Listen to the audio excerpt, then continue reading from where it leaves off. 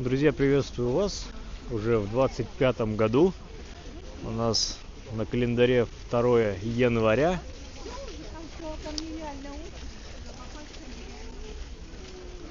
Стрим без предупреждений. Так что, начнем как начнем.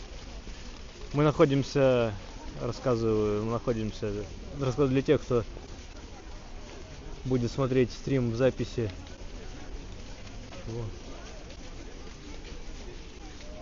Ну, нормально. Мы на Петропавловской крепости, в Петропавловской крепости на острове Заячий. Идем смотреть Ой,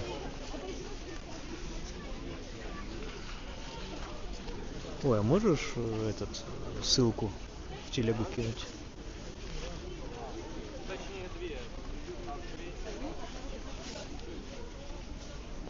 Сейчас мы сделаем анонсик, ссылку кинем в группу в Телеграме. Так, у нас, 11 человек появилось.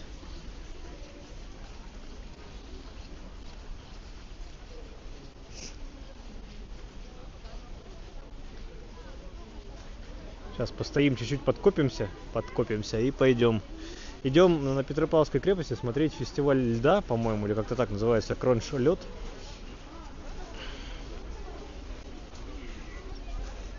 Работает каждый день до 14 января до 7 вечера. Так что у нас полчасика осталось. Надеюсь, мы попадем, успеем. Стоим перед Петровскими воротами.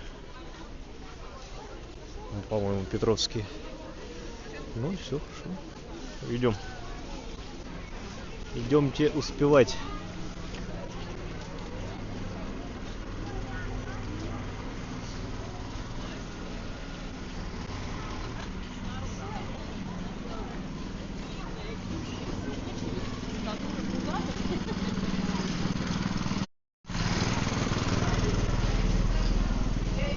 Не знаю, где именно находится сама эта выставка. Так, люди опять у нас бесцеремонны. Абсолютно идут, где вздумается. Абсолютно не соблюдают стороны дорог. Какой подарок. Так, да, добрый вечер, Алена. Чат я читаю, но выводить так и не выводится. Все какая-то ошибка. И переделать возможности не было. У нас, как видите, в Петербурге выпал снежок. Все, кто успел посмотреть стримы вчера у других стримеров, Игорю привет, изменник, уже видели, что шел снег. Да. На сегодня хотя бы минусовая температура, но снег не идет, и мы можем спокойно, красиво все лицезреть, друзья.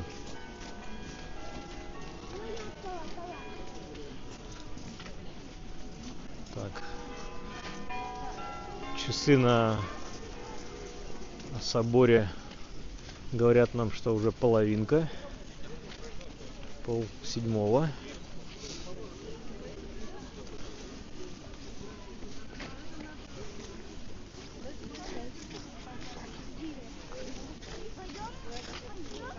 Что пишет?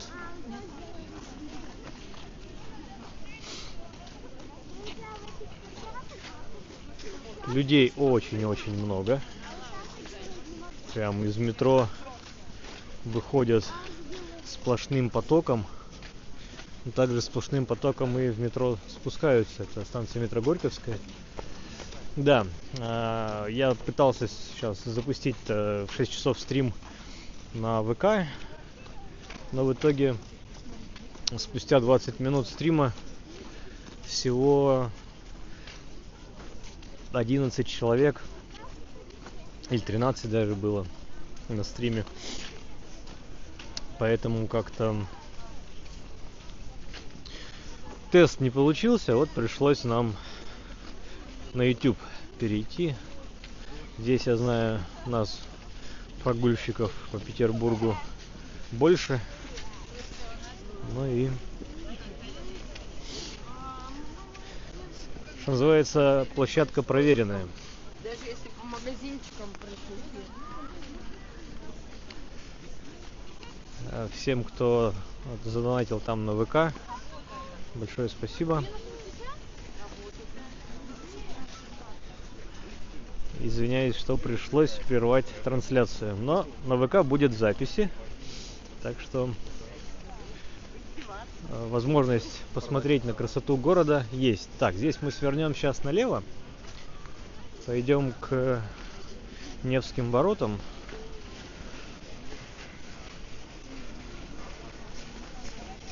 Опачки, это очередь.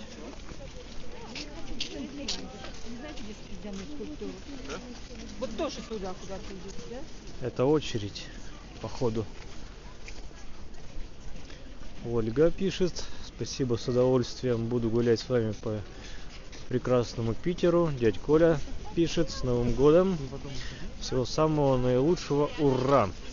Так, друзья, до скульптур мы не дойдем. Есть у меня такое предчувствие легкое. Сейчас пройдемся по газону, посмотрим. Вот это вот все толпа. Пойдем. Это все очередь.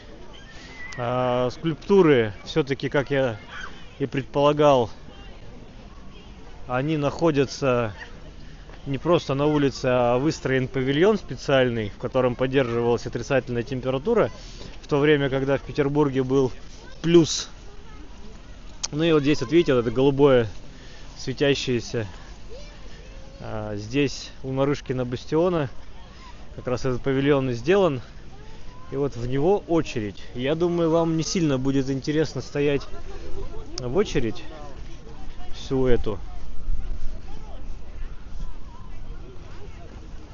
Будем стоять? Будем стоять? Да. Да, будем стоять в очередь. Ну, ты романишь? Ты будешь стоять в очереди? Я говорю не про это. Да?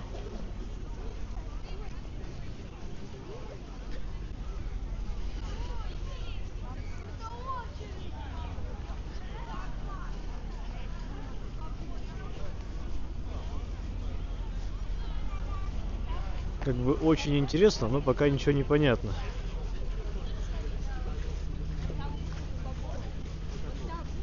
Сейчас посмотрим, как быстро люди туда заходят и как быстро выходят. Потому что у нас осталось полчаса. И вот если мы за полчаса в эту очередь отстоим, не окажется, что ли мы у закрытия там окажемся.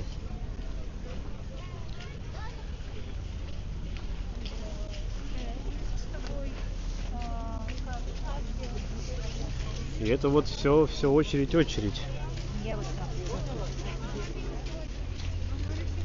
Да, видите, она работает с 11 утра и до 19 вечера.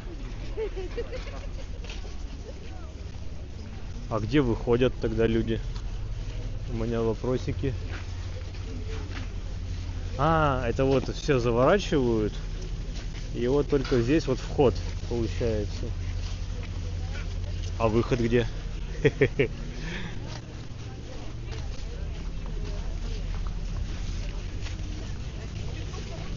Ну, как ни странно, очередь двигается. Там такая, видимо, проходная система.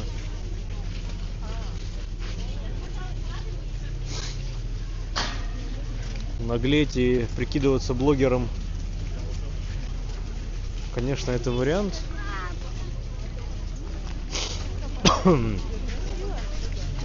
Сейчас я попробую.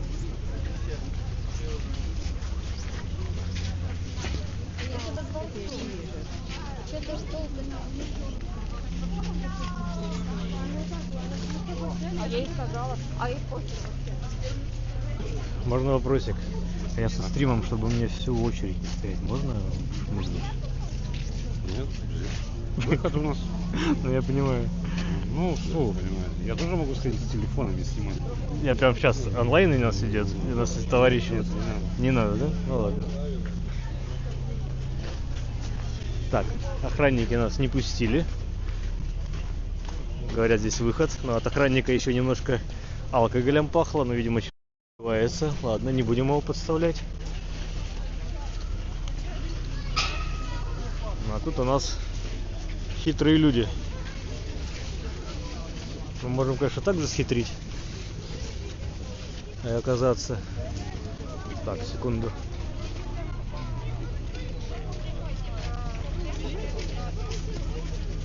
Могут побить. Так, ну там донатик на экран не выводится. Да? Блин. А как так-то? Я в Эрмитаж прошел по блату, без стоянки. Ну да. Ну слушайте, я вот тут как-то сильно-то наглеть не хочу. И непонятно, сколько это по времени нам придется стоять. Вот. И в коляску выходит. Видимо, совсем все плохо. Давай зайдем, давай зайдем.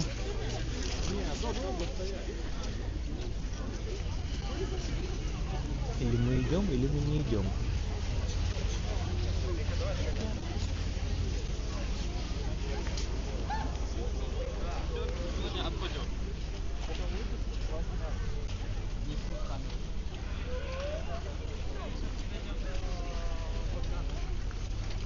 Очередь, да, правда, и все как будто бы, знаете, дождались темноты и в последний момент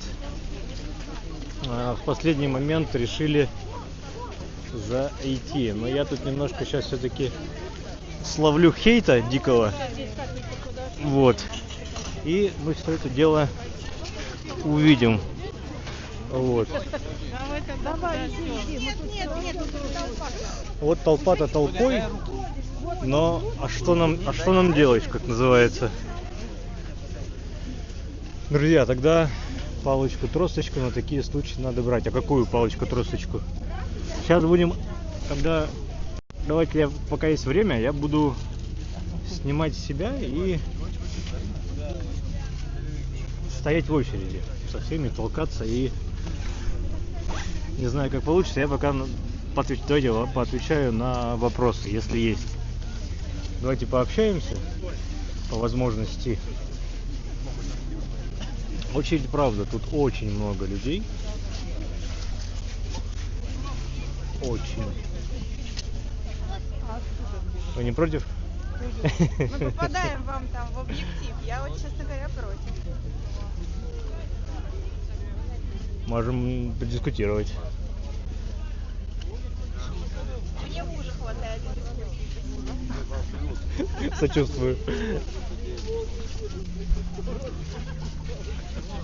Вот такие.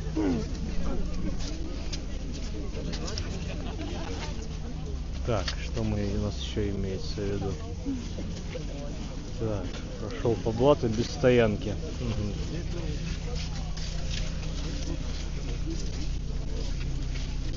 Странно, почему только до 7 все это дело проводят. Так, друзья, всем вновь, кто подключился, мы стоим в очереди на Петропавловской крепости на фестиваль льда.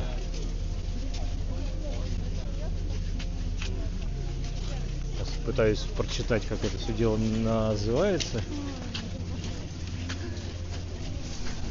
но не уверен. Мы уже почти у входа. Так, как отметили Новый год? Дома. Хорошо. По-семейному.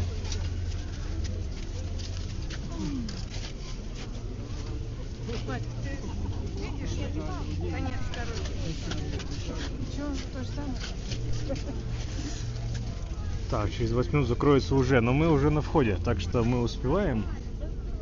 У нас все получится, и я вам все покажу.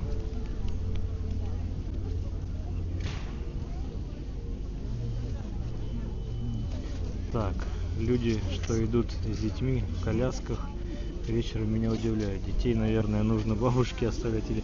Ну, вот, если нет бабушек, что делать? Как поступать? Конечно, вот с грудничками, с такими колясочными, совсем маленькими детьми, в мороз еще самое главное. Это такой вопросик из вопросов. Вот. Я удивлен, что меня сейчас не побили-то. А я тут же так сильно вне очереди. Очень сильно. Почти в начало очереди пролез через забор. Так, друзья, еще чуть-чуть, и мы уже почти у входа. Вот видите, мы уже перед входом, так что... Так, камеру я переключил. Перед нами только одни узкие двери. И специально утепленный, ну, а как по-другому назвать, утепленный павильон, чтобы там держала отрицательная температура. Ой, там еще рамки, там еще всех проверяют. Ёпаны. Походу. Все маленькие, это да.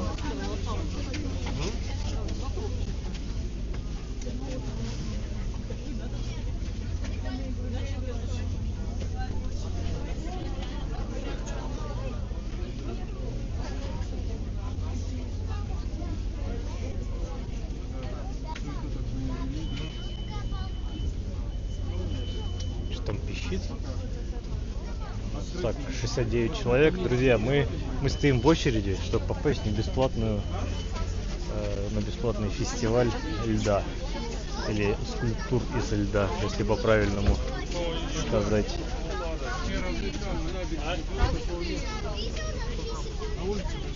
Это такими получается, что заходят пачками. Всего 2 рамки. Кто-то тут, видите, с алкоголем шел.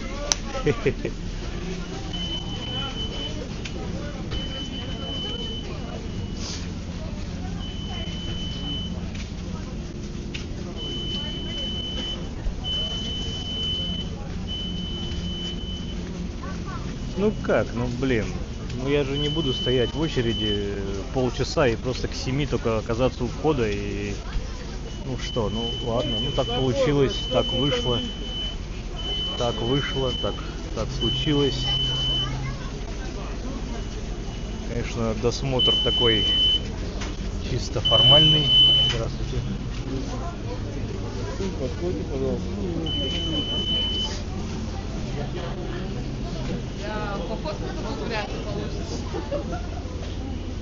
Только с головами. А хотя что тут? Ну, а нет, павильон-то павильоном, да. Ну а тут люди препятствия создают. О.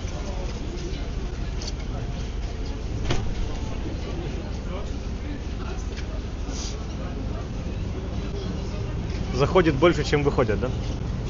Но времени нет, поэтому мы пошли. Времени нет, врываемся. Так, друзья. Ну, давайте быстренько начнем.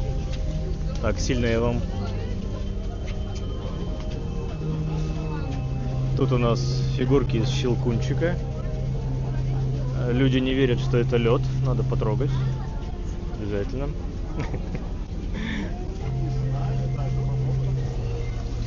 Так, слева у нас что? Адмиралтейство. Адмиралтейство плюс, видимо,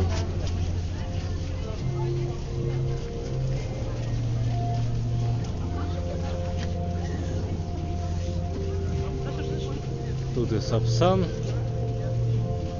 Там и девушка что-то как будто бы селфи делающая. Кстати, здесь теплее, чем на улице, как оказывается.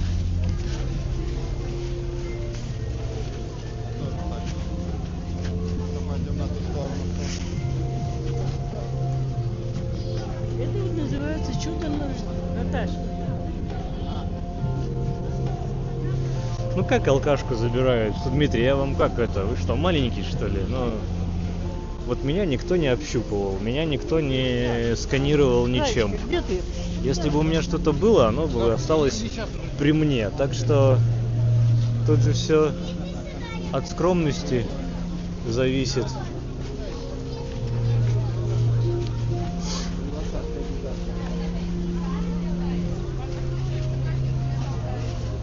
людей настолько большое количество, что... Кстати, ну и за счет того, что мы находимся в павильоне, здесь и днем было бы темно, и, соответственно, вся подсветка бы хорошо бы виднелась. Так что ждать дня специально для того, чтобы здесь оказаться, не обязательно. Так что идите прямо к 11 утра, ну или там в течение дня спокойненько. И все это дело можете, я думаю, в меньшем количестве людей понаблюдать. Так, все так на меня, блядь, смотрят, я вообще в шоках. Но на самом деле смотрят, потому что я сам с собой говорю. Ну, точнее, говорю-то я с вами. Вот. Тут молодой человек признание девушке делает. Точнее, не признание, а замуж зовет.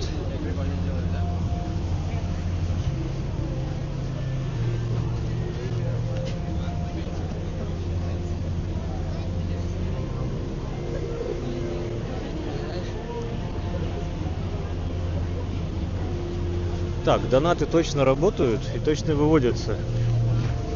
Там сегодня у меня основная ссылка по QR-коду не на Donate Alerts, а на Cloud Tips. Точно работала.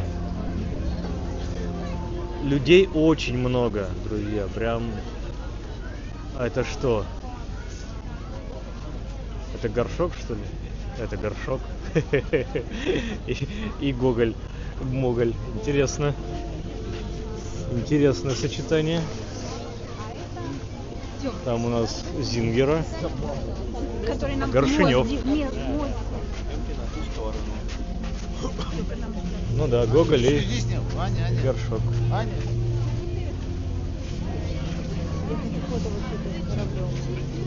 Ну и львы на Банковском мосту.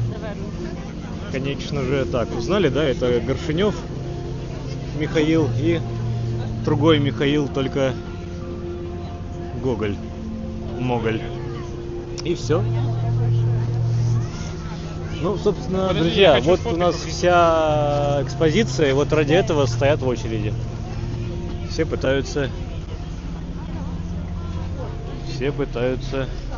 посмотреть. Ну вот все, я выхожу. Харе. Да. Ой, кошмар.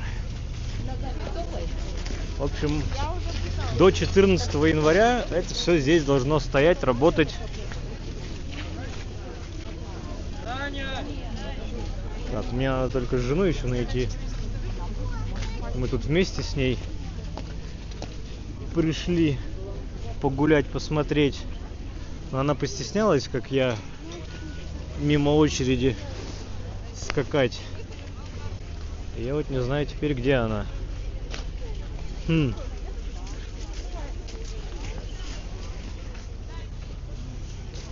буду искать.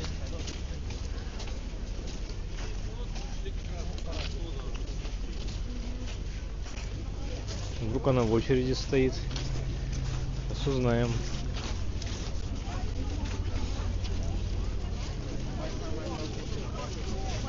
Но я боюсь, что все эти люди, которые сейчас в очереди стоят, они не успеют.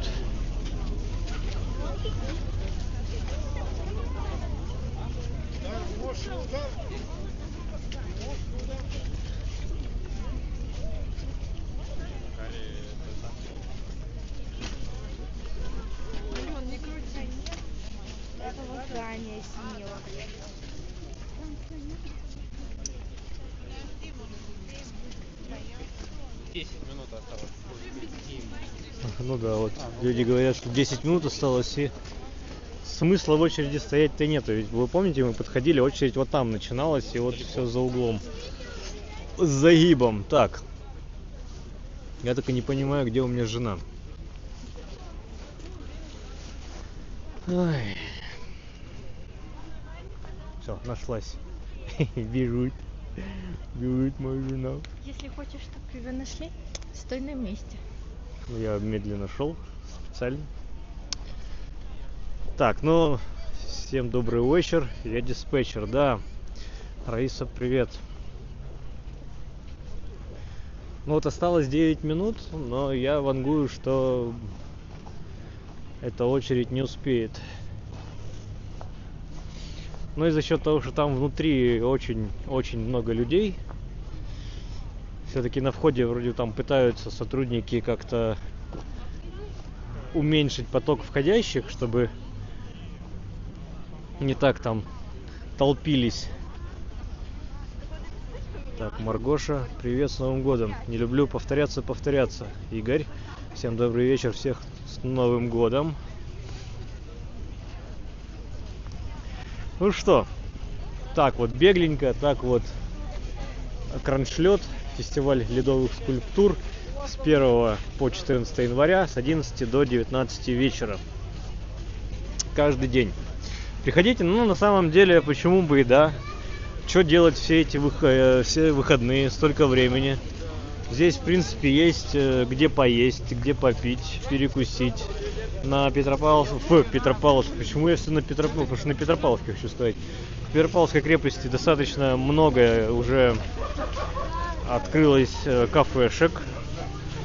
Ну, не так, как на Невском, конечно.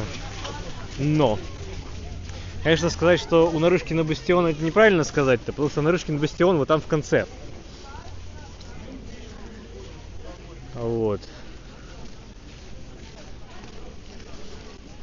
О, тут у них елочка своя, сейчас подойдем. Как раз нам через те ворота выходить. Вороты. Воротья.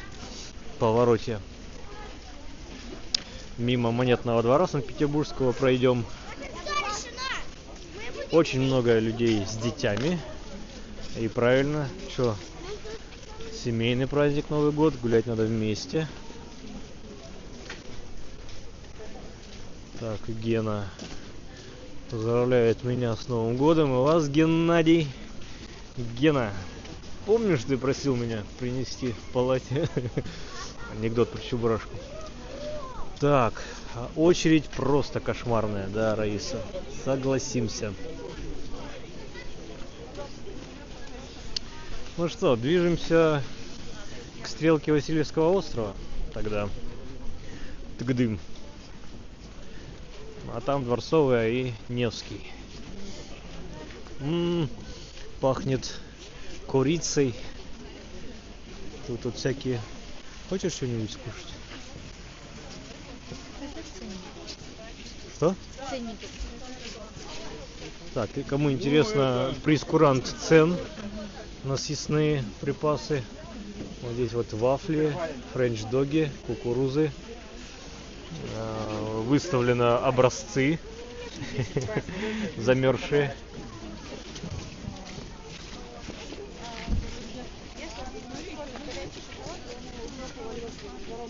Так, и сейчас покажу еще цены на напитки. Всякие кофе, чай.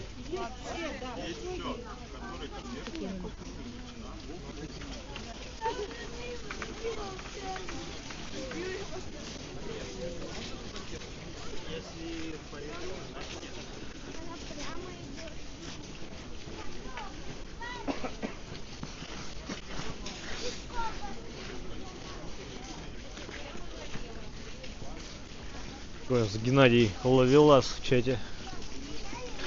В хорошем смысле. Без негатива. Вот большой монетный двор. Как большой? Что я сказал? Санкт-Петербургский монетный двор. Те монеты, которые вы зачастую держите в руках, можно сказать, что чеканятся здесь.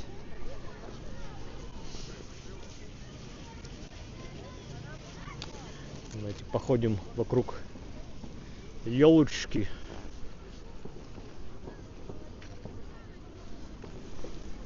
Ну, такое слегка, да, цены слегка завышены, но терпимо. Как бы, опять же, все ориентировано на туристов. Как бы,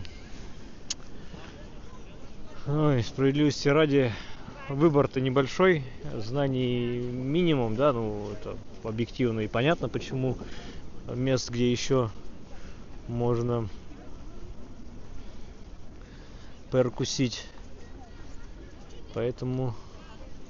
Так, Влад поздоровался, да, всем привет, все, кто подключается. У нас после новогодний стрим 2 января. Вы на канале «Откройте Питер. Прогулки по Санкт-Петербургу». Мы в Петропавловской крепости.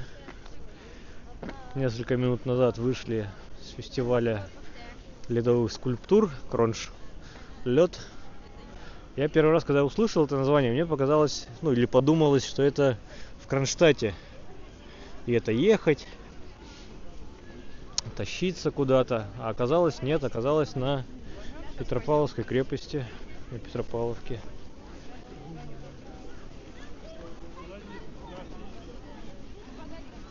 Не? Все выпили, прикинь. Ну и ладно. А ты что, кофе хотела взять?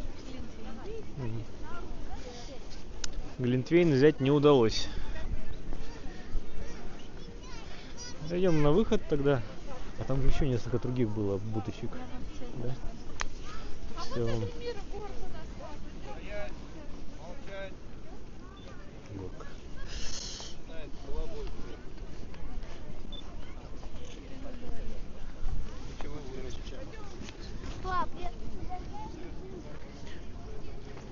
Ну, Влад, вопрос не по теме.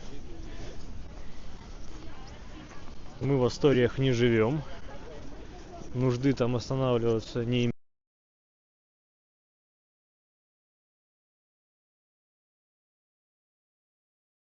Геннадий, меня зовут Роман. Я, в принципе, не скрываю. В описании везде все есть. Возможно, я сегодня вначале не представился.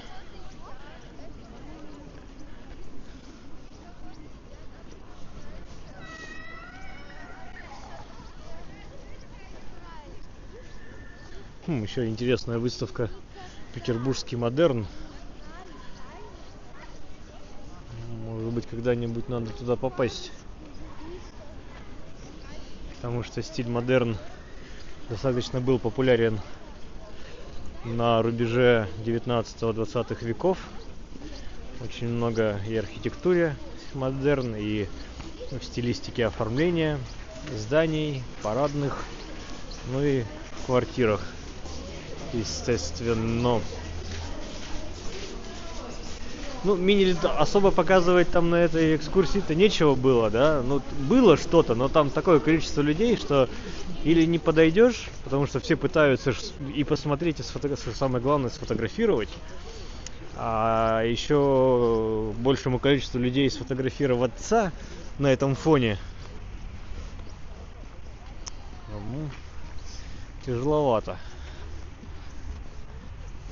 было показать без помех, объективно. Но надеюсь, я атмосферу вам передал, и надеюсь... понятно, что это с 1 числа. Сегодня только 2-й день, как это все дело работает, поэтому все ломанулись.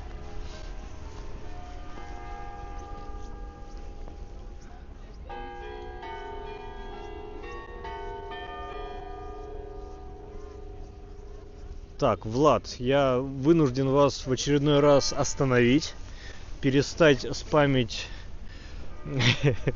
афишами нам это не надо. Я думаю, ищущий да обрящет, соответственно, кому интересны концерты в Петербурге, сам найдет.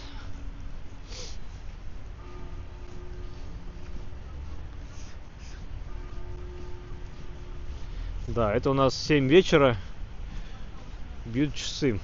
То есть каждые полчаса.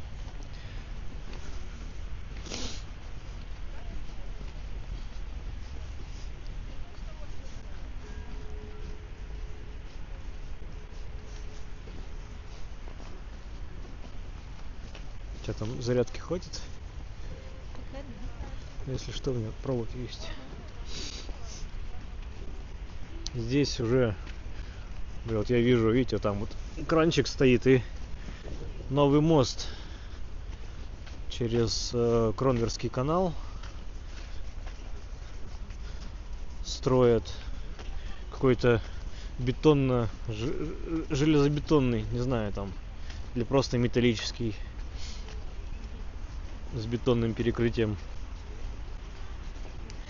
По каким-то данным, вот тот мост, по которому мы сейчас пойдем, деревянный, его вроде как планируют то ли реставрировать, то ли воссоздавать по новой. Так, едет машина. Так, давайте прижмемся к правому краю. Так, в Краснодаре плюс 12, а у нас, наверное, минус 4, минус 5, как-то так сегодня. Очень скользко. Потому что вчера еще был... вчера весь день шел снег. Вечером был плюс 1, чуть подтаяло. Ну и вот ночью морознуло, и у нас один большой каток. Один большой каток в Петербурге. Сейчас будет шуточка не для всех, но те, кто постарше, я думаю, чувствуют себя поувереннее на льду. Все-таки тот песок, который сыпется, как-то помогает. Ну вот молодые с разгона, вот как этот пацаненок накатывает себе подошвы. Родители, наверное, не рады. Наверное, ругают его, что он портит обувь. ДНР плюс 8, ничего себе. Москва 0, все течет. Да, в Москве же тоже перед Новым годом снег ломанул, навалил.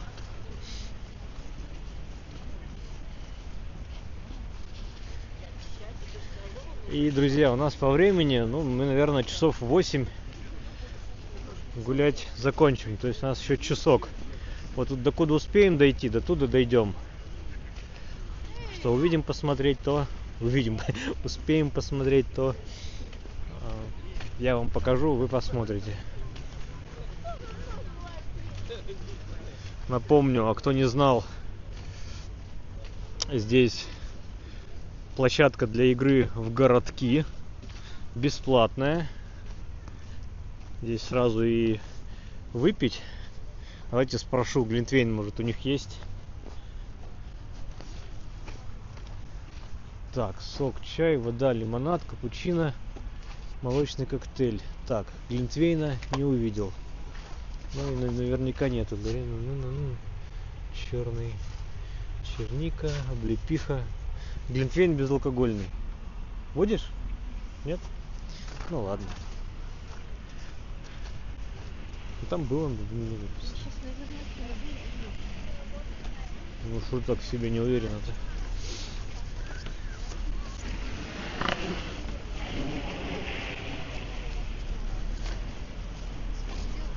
Вот этот Кронверский мост. Видите, тут табличка Кронверский мост. Он имеет деревянные опоры, деревянные сваи. И вот, видимо, все-таки время берет свое, природа безжалостна.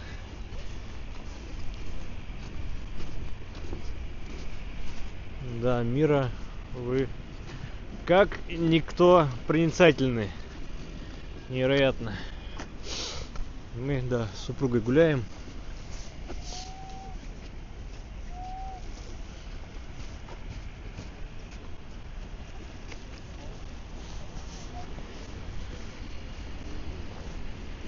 Так, цены покажи. Блин, цены я уже, сейчас не показал. Не покажу, покажу дальше. Если что-то на пути будет, то покажу. А так, нет.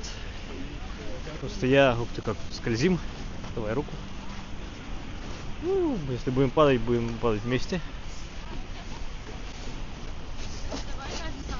С этой стороны, конечно... Так, кто там грустит? Русский алкаш, зачем? У меня есть компьютер, есть все есть, но без... У кого чего болит, тот там и говорит. Ну, друзья, ладно, нет, общайтесь. Я за здоровое общение, только без оскорблений. Да, с Новым годом. Спасибо. И вас также, и вас туда же. Только позитив. О, прикольный там автобус экскурсионный, двухъярусный. Сейчас вот справа вы увидите, выезжает от улицы Добролюбова. Вот сейчас мимо проезжать будет. Классный. Смотрите. На светофоре. Экскурсионный написано.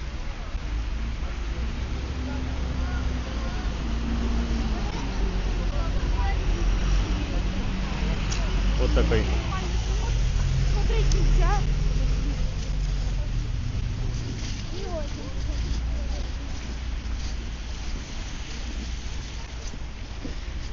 Так, всем алкашам всей Руси и нашего стрима обращаюсь. За излишнее приставание, выливающееся в какой-нибудь харассмент и буллинг, будем вынуждены заблокировать. Веселье весельем, но дискомфорт доставлять не следует никому. Я понимаю, вам-то весело.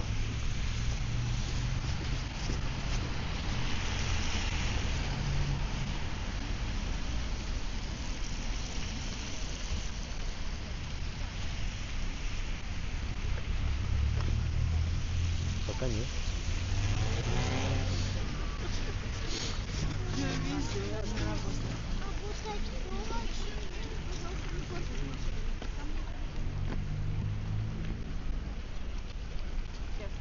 Здесь у нас такой причал.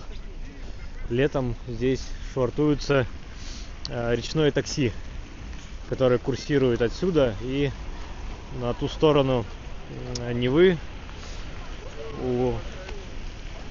Как же так, причал со львами, так называемый. Я видео этим летом записывал. Можете посмотреть. Интересное приключение за 100 рублей. По-моему, 100 рублей или 200. 200, по-моему.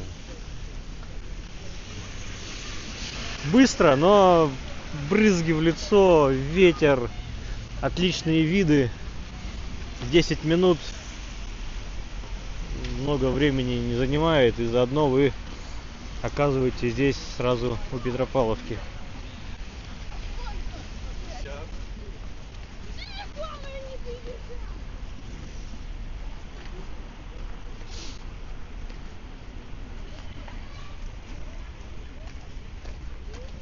Сейчас как раз окажемся у того светящегося голубенького здания, это здание биржи. И там на стрелке Васильевского острова своя елка. Елка. Вот, у елочки. Ой, какой пудель, ёп, парасоте. Тут прямо это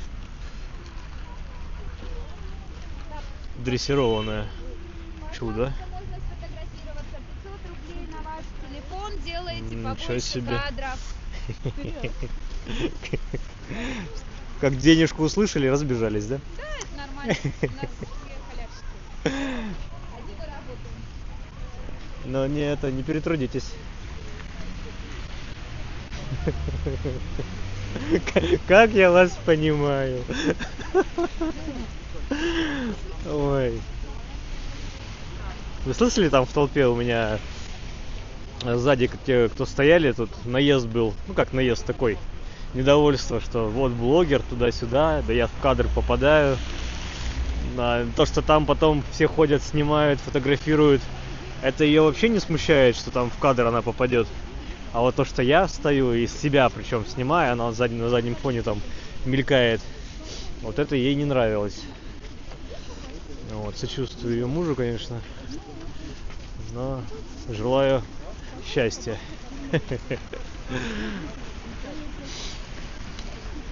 Осуждать мы их не будем, но обязательно обсудим, как говорится.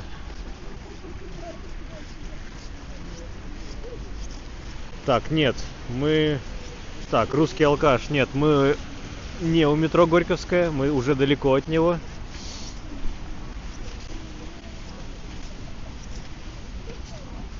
Так, кто там хотел цены? Вот смотрите, есть такой фрегат, тут 2 ресторана. И, соответственно, на входе, как у любого ресторана, есть ценники. Вот кому интересно, показываю вам цены на ресторан Магадан. Так, русский алкаш. Это была собака породы пудель.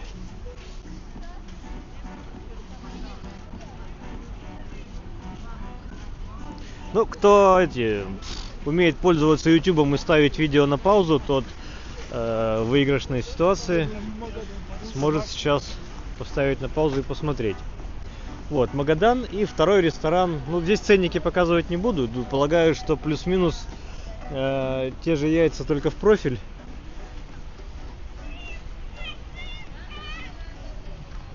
Но вид, конечно, как говорится, имеет. Там ресторан. Что туда заходить? Там ресторан. 2 ресторана. Раньше был 1 ресторан и спортклуб. Но, видимо, спортклуб перестал приносить доход необходимый. Ну и хозяева переформатировали это все дело, всю эту историю в ресторан. Теперь на этом фрегате 2 ресторана. Все. Имеет, кстати, открытую верхнюю палубу. Летом можно и на верхней палубе посидеть. Там барчик и все дела.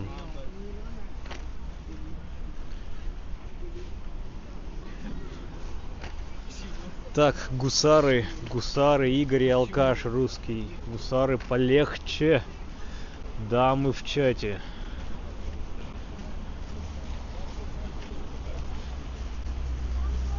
Так, подержите пока, принесите. У меня тут проблемы с молнией.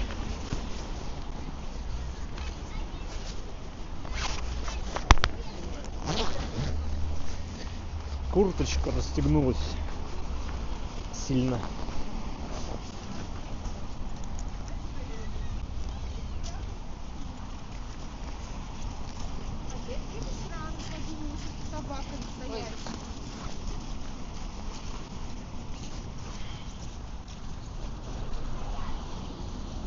Да, немножко с расстегнувшейся курткой ходить прохладно.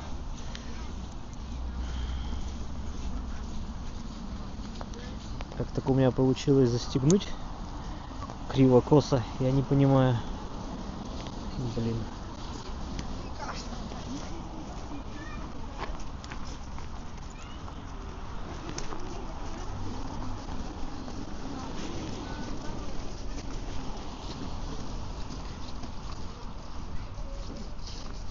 Как говорится, Хьюстон, у нас проблемы.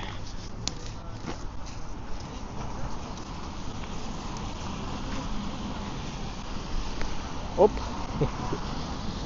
Так, я расстегнулся, осталось только застегнуться по-человечьи.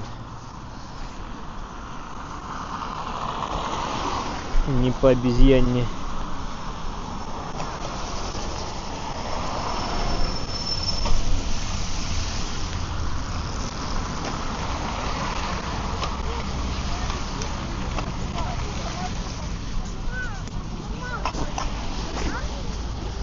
Вроде у меня это получилось. Вы видите, тут у нас опять толпы детей с такими же толпами родителей.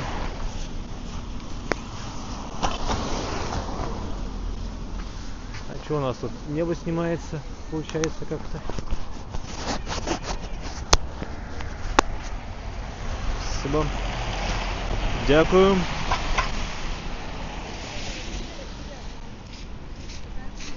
Да, вот туристический-то сезон, межсезонье было, вы видели, как мы гуляли, и достаточно мало людей было на улицах. Но вот я вам обещал, что, точнее, не обещал, а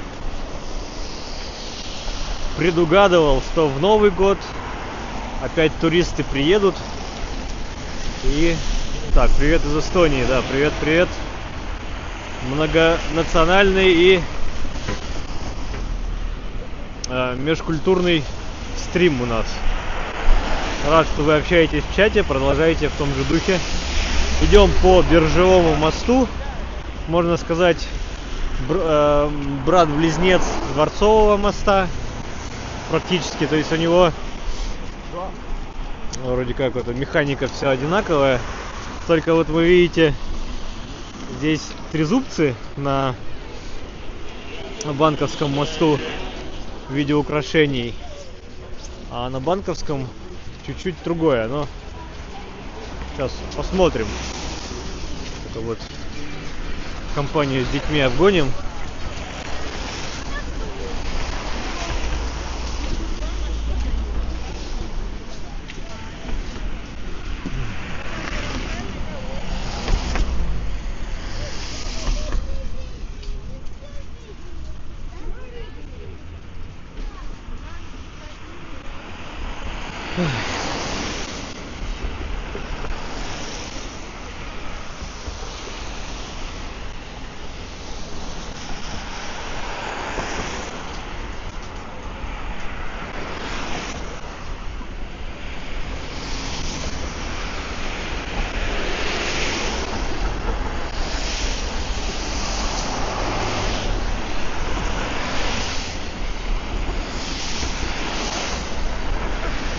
Нет, трезубцы не как у украинцев. Видите, здесь у трезубца получается вот эта штукалянция внаружу, а у них вовнутрь, по-моему. Я, конечно, не эксперт в геральдике, но, по-моему, как-то так. А если вы каждую вилку будете сравнивать с гербом Украины, ну тут как бы... Свечной чего? Свечной переулок? Далеко.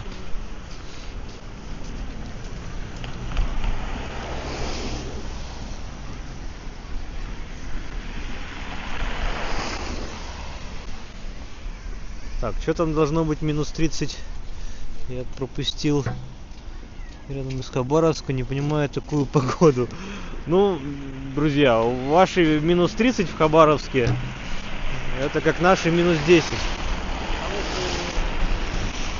Все любят приводить это в пример, что влажность, ля-ля-ля, тополя. Но есть такой момент все-таки. Если у вас морозы давно стоят и воздух, вся влага выморожена, то это как-то легче переносится, потому что у нас достаточно влажно и брючины, бляха-муха, брючины влага минусовая проникает аж до самых до гусары. Поддержите меня.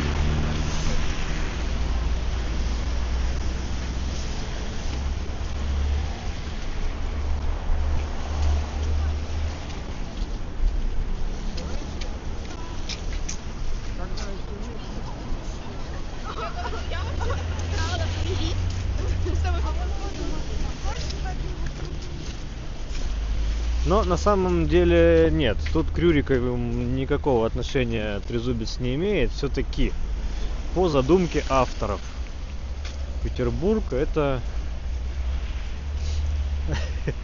как бы парадоксально не звучало, но морская столица империи. И соответственно все отсылки на мостах к этому и ввели, так же как и растральные колонны. Но также вот и все элементы декора на мостах.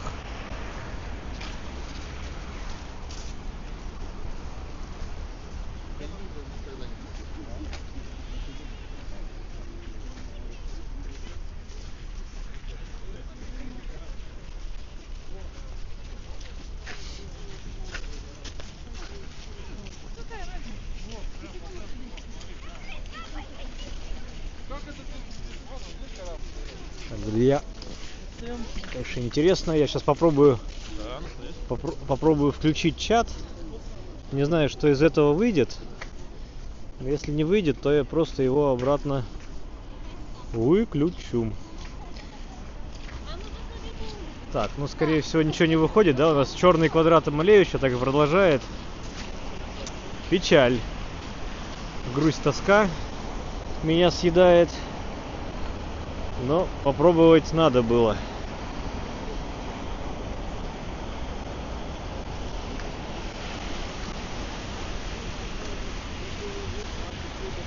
Так.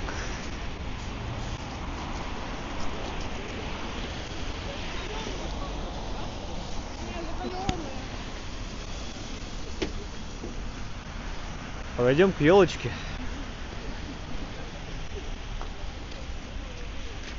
Ну, благо вы чат видите, чат будет в записи, но на экран не выводится, соответственно, все, кто смотрит в записи на площадках ВК, на площадках где там, в Рутюбе, в Дзене, возможно, не будут до конца понимать наш контекст, кому я и на что отвечаю.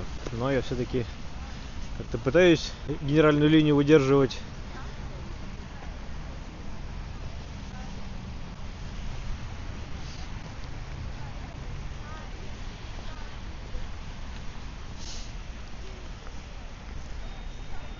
Красивая здесь получается площадь у биржи с интересной, что немаловажно, оригинальной подсветкой. Как говорится, никогда такого не было. И вот опять. Кто видел прошлогодние видосы со стрелки, наверное, ничего нового для себя не подметят.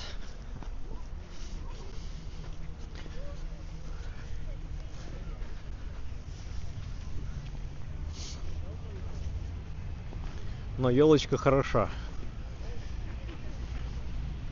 Вот за елочку спасибо, как говорится, да? Давайте подойду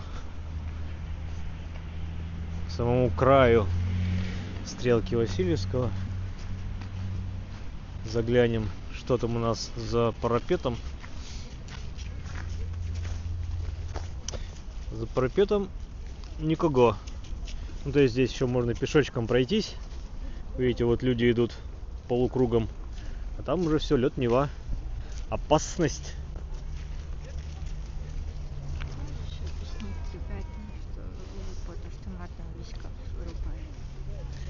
Так, и давайте остановлю ваш холивар по поводу капслока. Бот работает автоматически. Там больше какого-то количества капсов, больших букв подряд. Бот начинает ругаться и блокировать и удалять такие сообщения, а авторов, возможно, на какое-то время еще и заблокирует. Так что, чтобы мне не отвлекаться на это во время стрима, это у меня отдано на откуп автоботу. По льду, да, опасно ходить, но у нас бывала такая не так давно зима, настолько был сильный минус и достаточно длительное время, что Нева обледенела настолько, что мы тут все ходили по Неве по льду. И сейчас вот вам покажу. Я самолично, это было, конечно, опасно, но я самолично вот здесь у нас между двумя зданиями зимняя канавка. Я от зимней канавки пешочком по льду вышел сюда на стрелку Васильевского острова. А потом в другой день здесь от стрелки под двумя мостами поднялся на Финляндском вокзале. Вот это было, конечно, экстрим. А сейчас такая, мороз пока не сильный, не крепкий. Лед достаточно быстро размывается Невой. Все-таки течение сильное. А раньше все-таки было холоднее. И лед с Невы, ну и, наверное, с рек и каналов тоже нарубали, напиливали большими такими кубами и продавали. Ими забивали ледники. Вот, ледники на рынке, ледники запасали. Так, у нас Дворцовый мост украшен украшен, как это, наподобие ротонд сделано. Сейчас пройдем, посмотрим. У астральной колонны, видите, сейчас слышите, звучит музыка. Это в очередной раз уличный музыкант. Я обойду астральную колонну справа.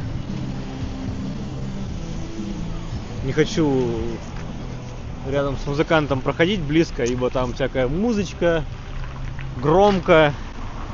Еще вдруг авторские права кто-нибудь заявит. Оно нам не надо.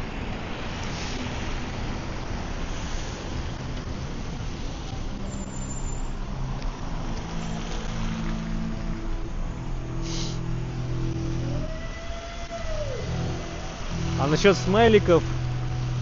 это тот певец, который обычно сидит на Дворцовой площади. Но, видимо, его с Дворцовой площади выгнали. И он теперь сидит здесь. Играет, наигрывает. Тут вот эти машинки, которые обычно кофейком балуют. Сейчас тут глинтвейном. Сейчас давайте ценник узнаем. Ценник на кофейки. Глинтвейн, вот 400 рублей, 300 миллиграмм. Недешево.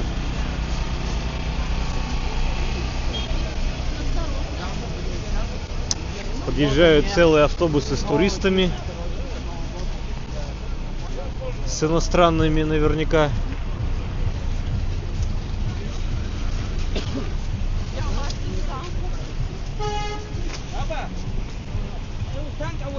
Ну, странно. Кстати, вот я вам сказал, что цвет должен меняться, но вот пока все идем, Троицкий мост все такой же зеленый. Но он, я знаю, что умеет переливаться разными цветами. И Дворцовый мост почему-то зеленый. Только вот быки красным подсвечены. Быки — это вот эти вот основания, на котором мост стоит.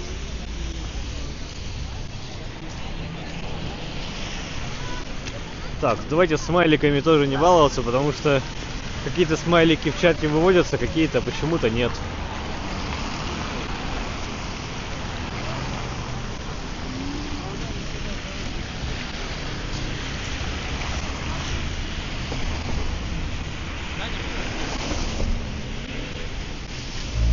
Сколько времени уже?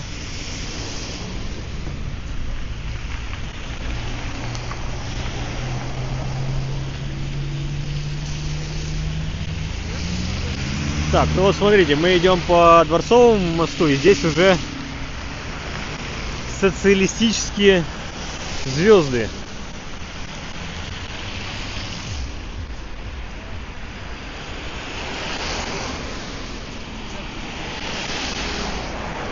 А, 19:29, хорошо.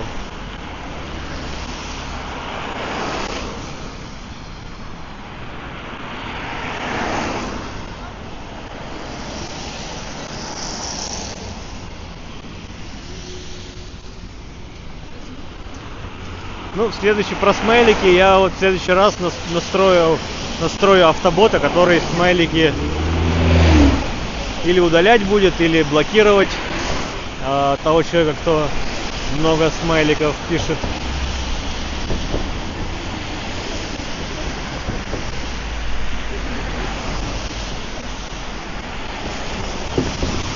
Так, Игорь, это, видимо, я тот момент, когда вы объясняли мне, не читал. Так, делаем маленькую остановку.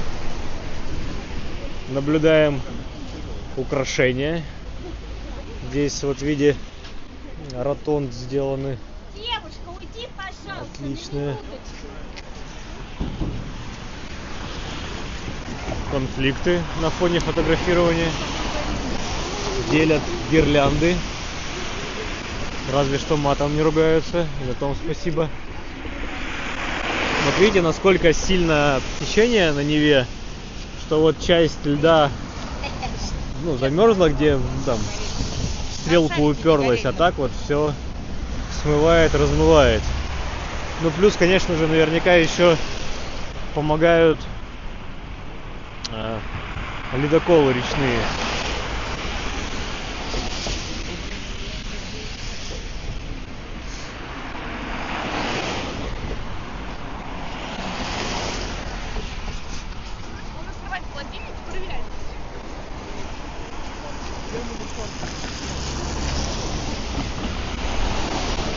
Ну да, тут нервы не к черту, когда тебя не пускают где-то сфотографироваться, а тебе очень хочется.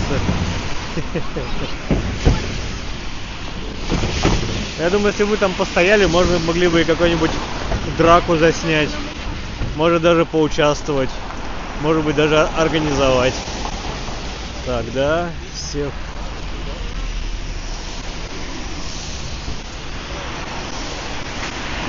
Я тут смотрю, вы тут какая уже одна большая семья.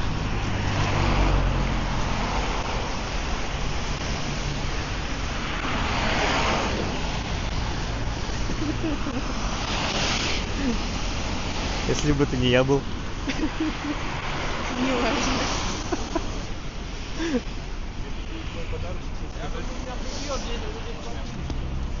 Налево.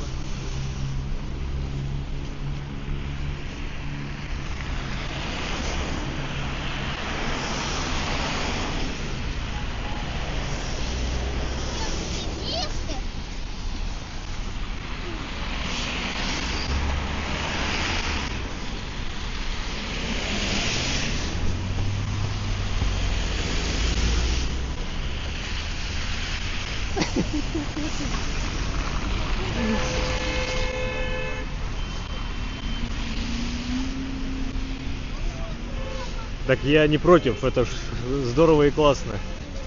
Так, давайте немножко пройдемся по Дворцовой набережной. Здесь переходить Зёбру не будем, дорогу, точнее по Зёбре. Пройдемся по Дворцовой, и вот я вам покажу замечательную подсветку на деревьях. Красивенько. Не-не-не. Перейдем дорогу на Зебре, я не помню, там есть светофор или нет, напротив старого входа в Эрмитаж.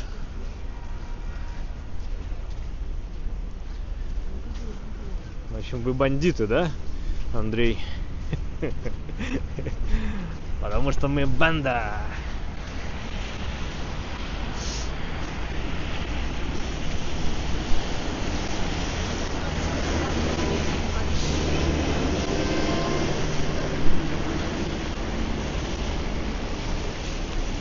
Дядь Коль, да, я вот тоже. Но это замечательно и хорошо. Включайтесь в жизнь чата.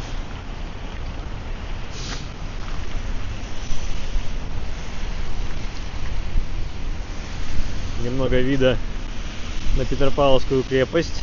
Мы вот с нее и идем. По большому счету тут, казалось бы, шиш-то не шиша, а уже больше часа тянемся.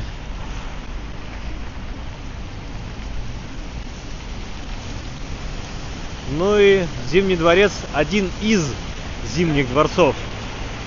Мало кто задумывался и задумывается, да, что, ну, все говорят зимний, зимний, зимний, зимний, ну, имеется в виду здание Эрмитажа.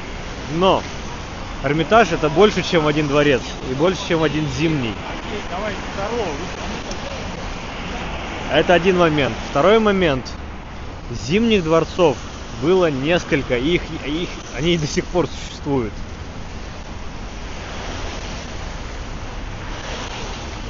Это уже вот этот зимний был последним, который построили. И ничего, что тут можно походить.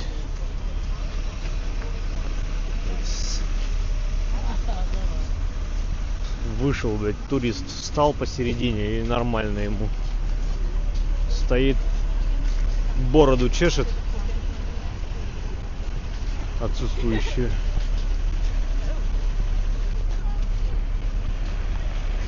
Так, вот, здесь уже дальше не пойдем. Перейдем здесь. дорогу. Так, у нас что здесь? Полминуты? Полминуты. 1,5 минуты. Так что посмотрим пока на акваторию Невы. Возможно, давайте даже вам приближу стрелку. Что? Нет. Как обычно, на часах трек забыл включить.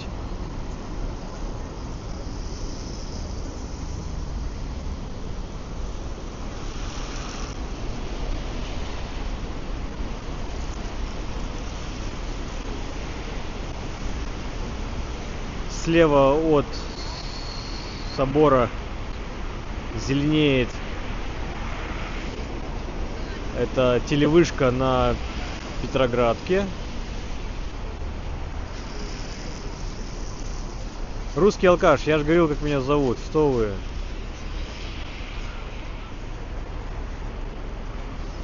Эфир у нас планово-внеплановый, поэтому как пойдет, что называется.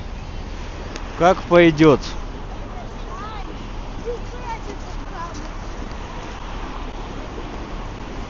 Так, телефон просит зарядиться. Сейчас я воткну.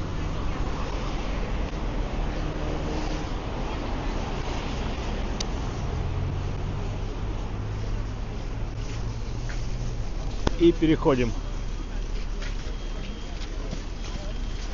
Так, Геннадий, спасибо. С вами тоже. Раньше я вот еще застал те времена, когда вход в Эрмитаж был здесь, со стороны Дворцовой набережной. Большая очередь была вдоль тянущаяся туда.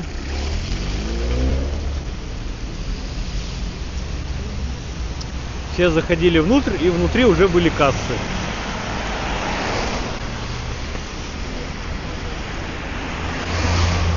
И, соответственно, на Дворцовую набережную сюда был выход из гардероба. То есть здесь, в эти двери, был только вход. Во внутренний двор, где сейчас все заходят, туда возможности не было попасть. Сейчас, видимо, стало так много людей, что со стороны Дворцовой площади сделали вход через садик. Вот, а здесь был выход. Ну, я думаю, он сейчас существует. Вот здесь был выход из гардероба. То есть вы по Эрмитажу погуляли, здесь же вот эти окошки, это гардероб. Вот, и отсюда выходите.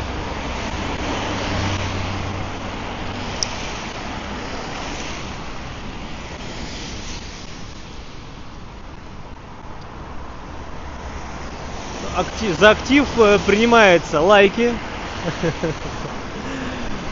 дележка, ну, в общем, поделиться, шеринг видео в соцсетях. Ну и совсем самый высший пилотаж — это по возможности донатик. Каждое из действий влияет в положительную сторону на развитие канала. Конечно же.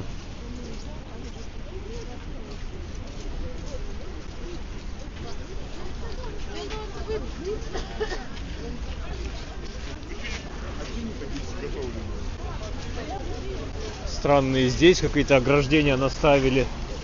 Вот этого точно никогда не было. Вот прошлый год здесь никаких заборов не было.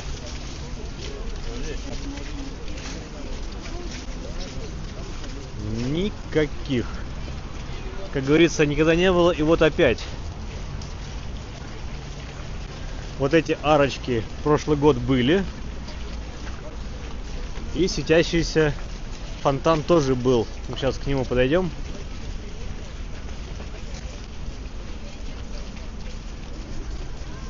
Может, это вот заборы наставили, чтобы люди не топтали брусчатку. Странно. Непонятно. Зачем эти ограничения на ровном месте?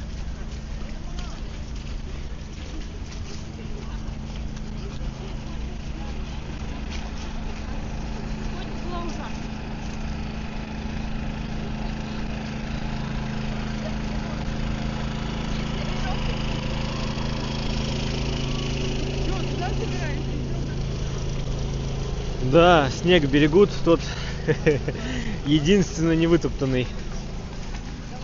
Вчера было на Невском ужасно. Шел снег, потом вечером был +1 и была гача. Гача-муча просто. Ты шел и месил под ногами вот это все. Вот это все. Здесь действительно фонтан. Летом фонтан рабочий. Тут прекрасный скверик в тени деревьев. Можно на лавочках прекрасно себе отдыхать. Но вот в Новый год такой светящийся вариант фонтана делают. Кто смотрел или читал историю про Эрмитаж до того, как здесь стал музей, а был просто Зимний дворец царей, он был переходящий по наследству, и, конечно же, каждый следующий император или царица не жил в одних и тех же покоях. То есть сначала кто-то в западной части, потом кто-то в северной, потом кто-то в восточной себе делал комнаты, спальни, кабинеты. Также и для детей своих как бы будущих императоров комнаты делались. Третий этаж. Это было все на втором этаже. На третьем этаже были комнаты для прислуги. Если даже вот вы обратите внимание, то второй этаж достаточно большие окна, а на третьем этаже уже окошки маленькие. Ну, потому что там прислуга жила. Есть окна, и на том спасибо. Вот. А первый и второй этаж это все были залы. Господи, Псевдо-Александр. Я граф Александр Данилович Меньшиков. Нет, ты И самозванец. с вами Ты самозванец. царь-батюшка. Мы Ты запечатлели самозванец. наш Великий Союз. Не смейте называть меня самозванцем, а то сейчас укорочу. Был у вас чирик, а стал пятачок. Спасибо. Как вам такие персонажи?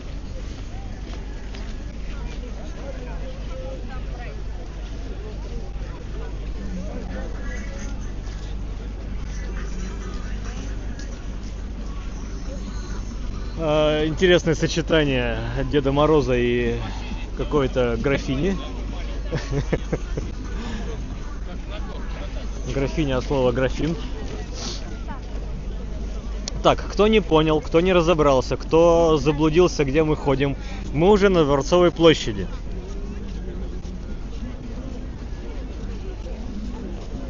Площадь Дворцовая, в отличие от Москвы, в Петербурге в Новый год была открыта. Здесь все гуляли, кутили и шумели. А в Москве, насколько мне известно, Красную площадь закрывали. Но Дворцовая площадь еще, по моему мнению, лучше, чем Красная, тем, что она просто сама по себе больше. Она шире, она больше по площади. Красная, скорее всего, ну, отвратительный кадрик. Вот неужели, вот сейчас вот тут пытался кадрик сделать, неужели это еще работает? Точнее, не еще работает, а в принципе работает. Кто-то бегает со старыми цифровыми мыльницами, фотографирует и за денежку вам эти фотографии продает. Это какой-то жуть, кошмар и содомия. 31 числа был сильный ураганный штормовой ветер в Петербурге, и звезду сдуло. Тут была паника, шухер, МЧС приехала, служба, которая елку устанавливала, и они тут все вместе хором по очереди дежурили, потому что была опасность и риск, что елку вообще сдует. Так, музыканта опять обойдем музыканта, а то мне приходится кричать. Ну или ладно, давайте я вам покажу.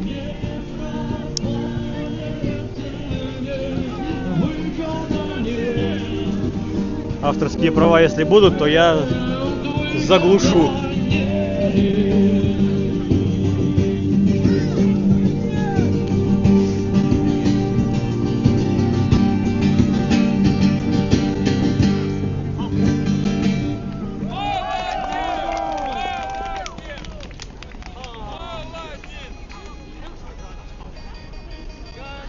Где мои девочки?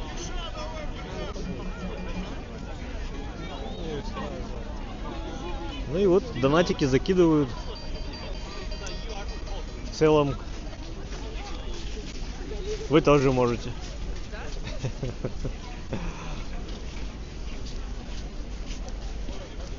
Обойдем вокруг елки. Здесь тоже очень много людей фотографируются. Елка не просто как таковая, да, вокруг которой можно хороводы водить, но и плюс, не знаю, как это обозвать, целые инсталляции вокруг елки. Олег, я пошла. Вот все тут фотографируются вот с таким якобы видом. С видом на елку.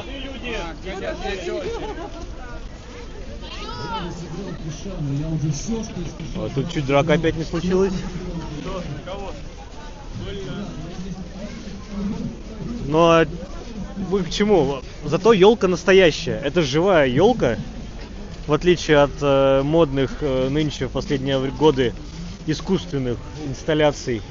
Здесь елка настоящая, живая. Она, конечно, дополнительно утыкана еще ветками, дабы создать густоту и, как это сказать-то, царственность. Но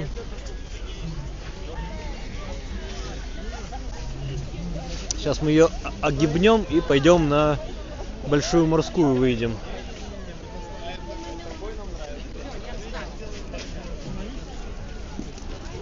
Видите, еще по периметру маленьких елочек понатыкали, светящихся фигурочек всяких наставили.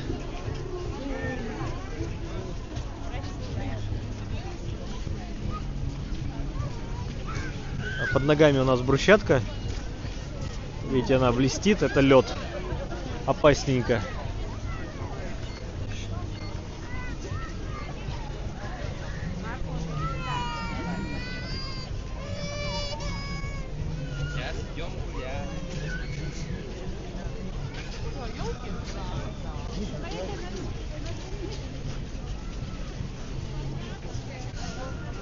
Приходится лавировать, потому что здесь люди достаточно не быстро перемещаются.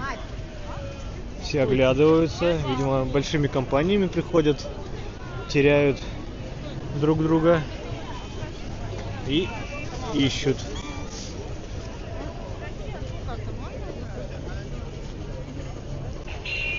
Ну что, давайте, как Юрий.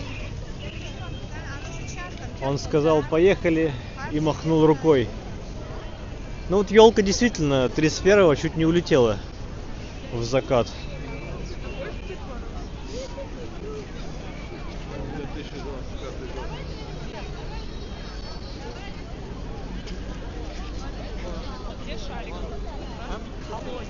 А Танюша не может писать ни капсом? В чем проблема?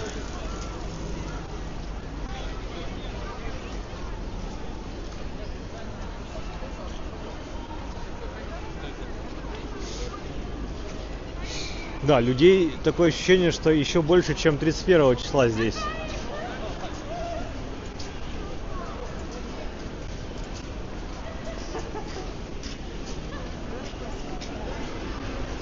Выходим на Большую Морскую улицу, на ее пешеходную часть. Собственно, это как раз часть от арки Генерального штаба до Невского проспекта. Дальше там уже дорога нормальная, автомобильная.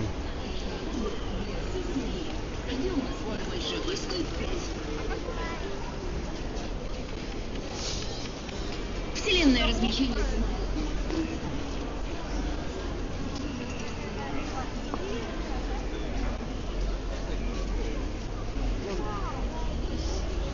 А, плохое зрение. Ну, слушайте, я сейчас прям в моменте поменять ничего не могу.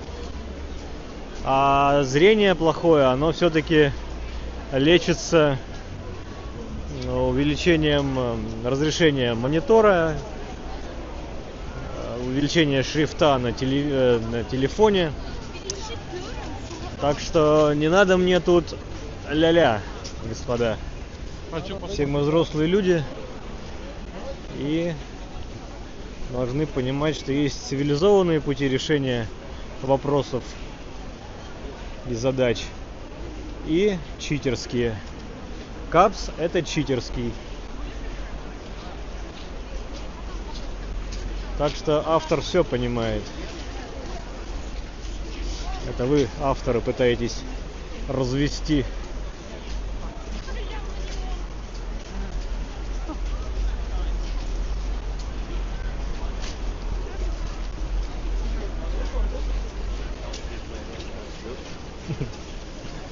Давно ли увидели мужика в розовом халате?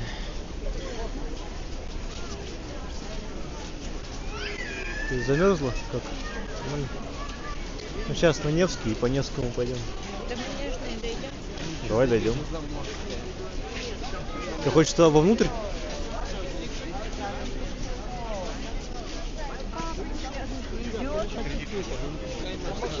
Там есть риск, что на Манежке будет очень много людей.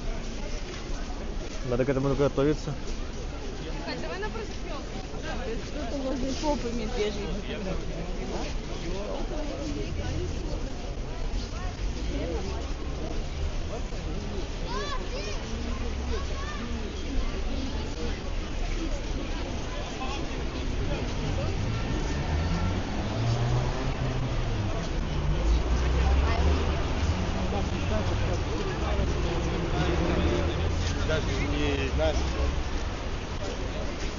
Сейчас на Невском проспекте будет самый сложный участок. Как раз здесь от Большой Морской до Мойки. Очень узкий.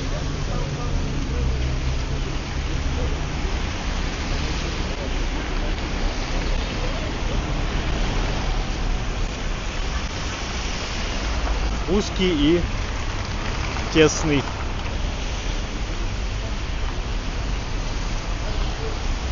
Да, в этом году, в 2025 году, «Зенит» будет отмечать 100-летие.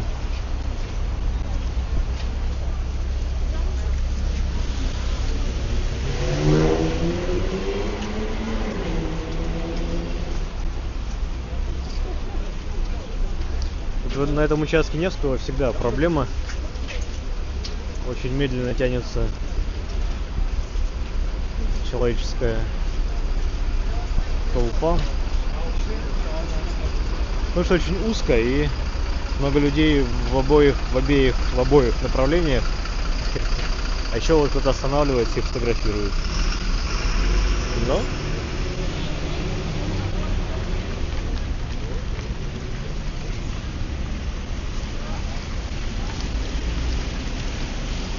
ой, хожу по ногам.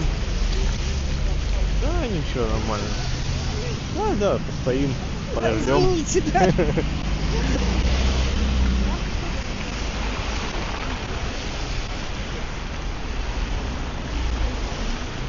Ничего, друзья, это не показатель. Это очень узкая часть Невского проспекта. Дальше будет шире. Ведь изначально, когда только планировалось строительство Невского, это вообще было такое понятие, как Невский Трезубец, это 3 улицы. Невский проспект, нынешняя Гороховая и Вознесенский проспект. Они все 3 выходят из одной точки от Адмиралтейства. На этапе планирования улицы абсолютно между собой были равнозначные, но так или иначе Невский перетянул на себя одеяло. Гороховая осталась такой же узкой, а вот Невский проспект все-таки расширился впоследствии.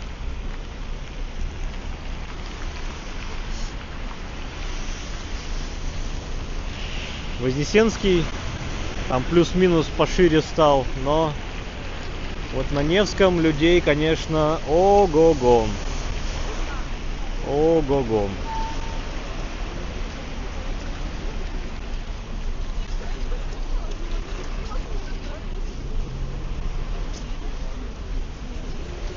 Просто толпы везде, никому не сидится дома. Салаты, видимо, все подъедены. Ну или все пошли нагуливать аппетит перед очередным рывком.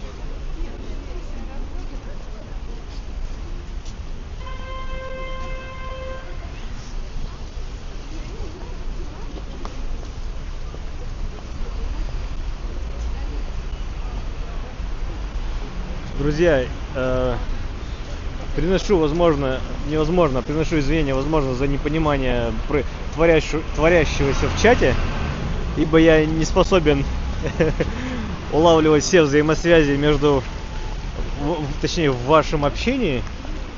Вот, какие-то фразы, получается, что я вырываю из контекста и комментирую их.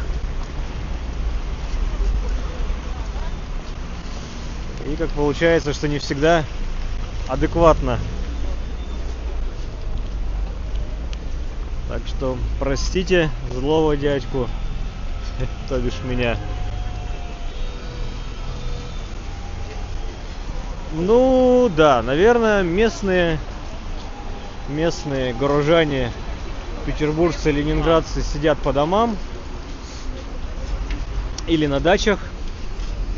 Ведь у поистине петербуржца должна быть дача. Если нет дачи, то вы не петербуржец. Не коренной, вот, или там не потомственный. Потому что так или иначе в советское время все имели возможность получить свои 6 соток. Ну, кто-то даже больше. Так, сейчас здесь будет у нас борьба стенка на стенку. Смешалось все, люди, машины, кони. Тут что люди, кони, что машины. Точнее, что люди. Ну, благо тут минута целая на переход. Я думаю, мы успеем. Сейчас дадим немножко правее. А нет, не дадим, переходим. Проходим Большую Конюшенную улицу. Тоже по-особенному украшена. Имеет бульварный формат организации этого пространства.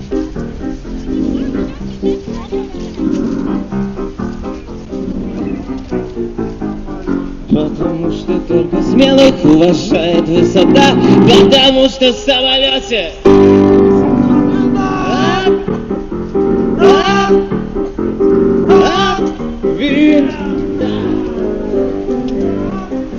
Долго задерживаться здесь не будем. Интересно, но ничего не понятно. Давно не были на Малой Конюшенной улице. Сейчас посмотрим.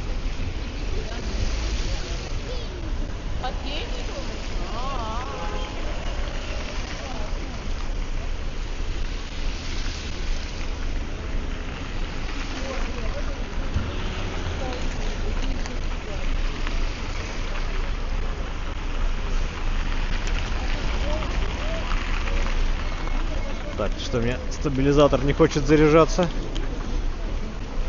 Села батарейка.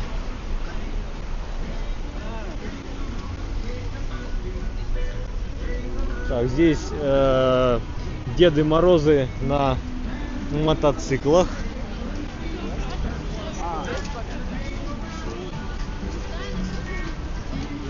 Здесь они обычно и летом-то стоят, катают всех желающих на мотоциклах. Но вот в Новый год товарищи оделись в Дедов Морозов и могут вас покатать в таком виде при желании.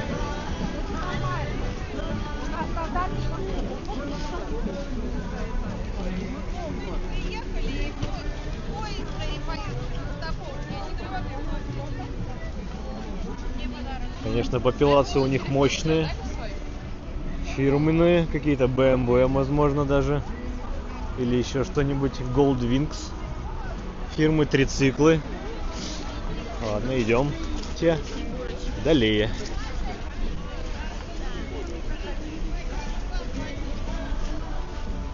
А вот в лютеранской церкви, что по адресу Невский проспект 22-24, это лютеранская церковь, да, орган сегодня при свечах, так что кто успеет, тот молодец.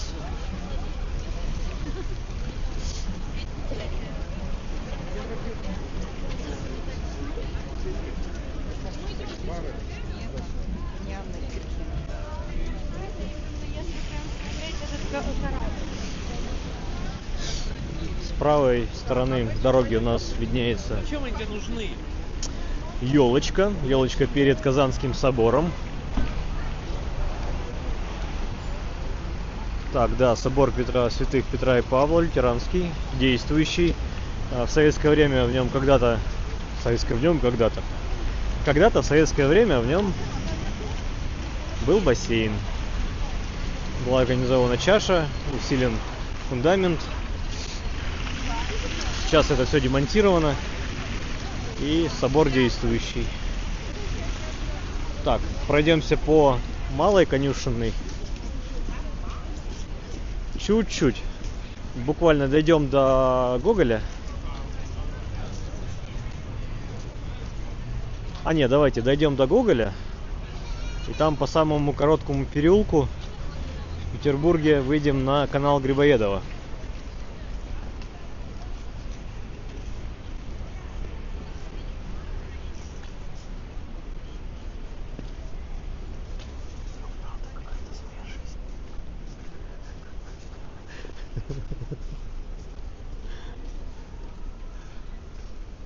И вот парадокс.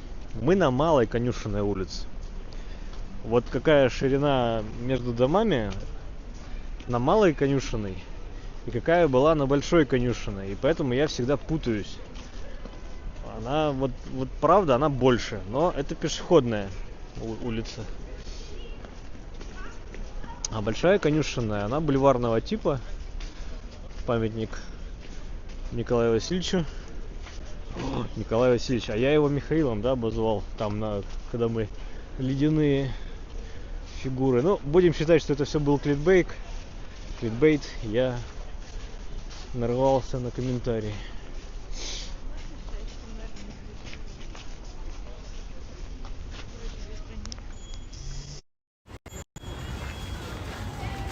Так, мигнула картинка, и звук изменился.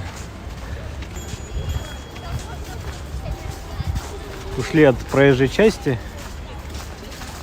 Ветра нет, поэтому давайте, скажем так, в полной мере, без шумоподавления послушаем город.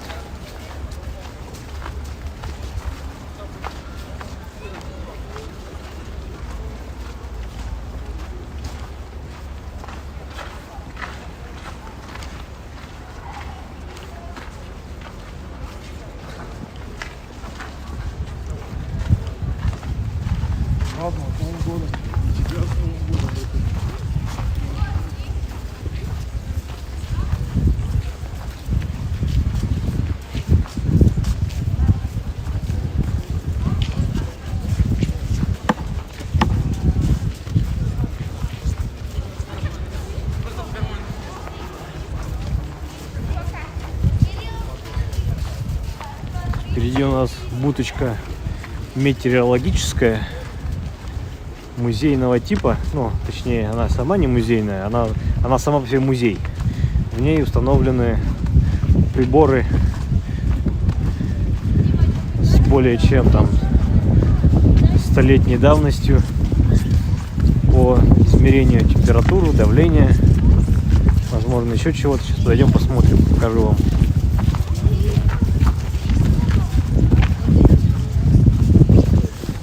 Заодно оцените красоту доходных домов здесь на Малой Конюшенной.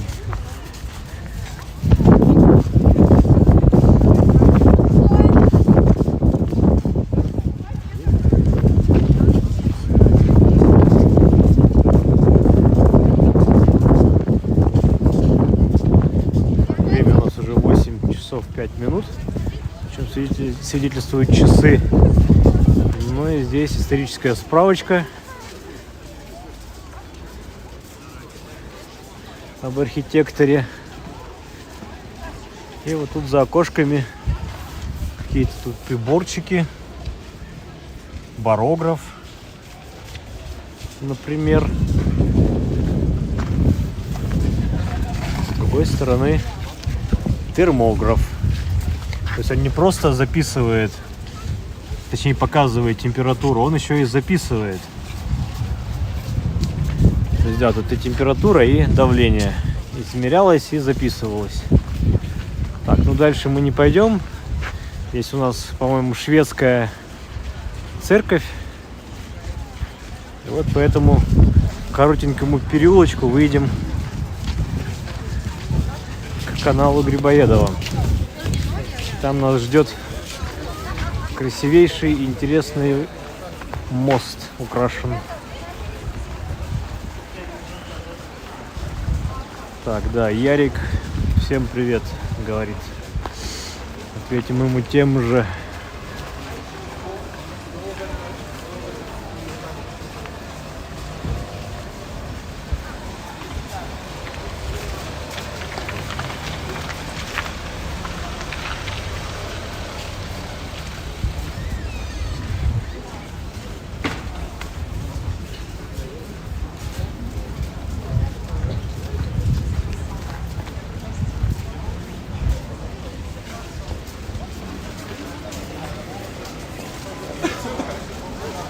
Да, мы сейчас выйдем. Ярик, вы правы. Мы сейчас там окажемся. У Казанского собора и на Невском проспекте. Так, что-то здесь сейчас перебежим дорогу. А вот и мост. Через канал Грибоедова, пешеходный, узенький. С таким замечательным сердцем.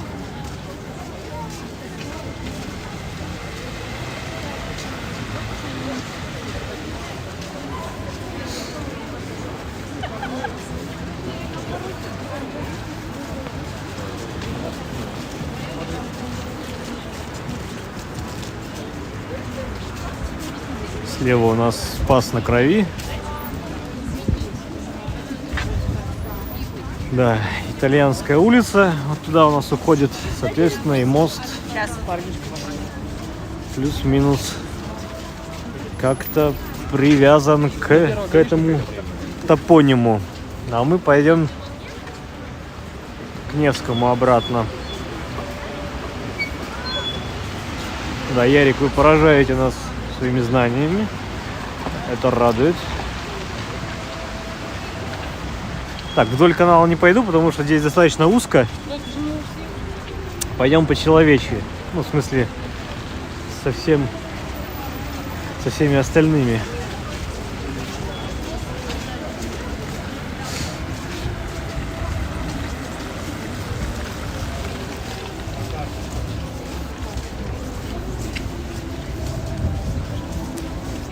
Так, кто-то про пельменную как-то спрашивал. По-моему, она где-то здесь была.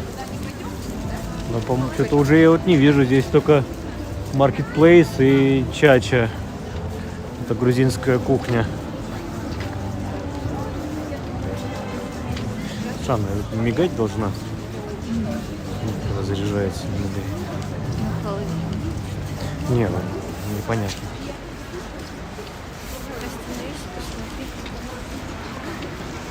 Я все смотрел.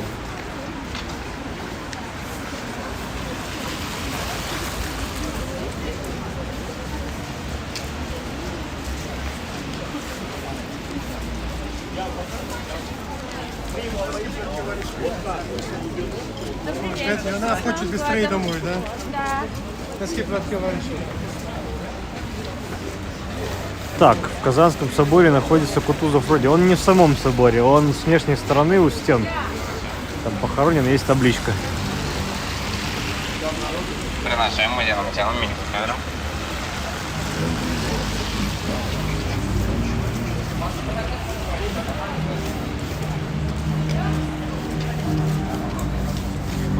Ну, если так, Дмитрию отвечу, что если интересоваться историей и все-таки пойти на экскурсию в Спасо-на-Крови, то вам там, да, действительно расскажут. Это входит в стоимость билета. Очень много интересного поведают вам.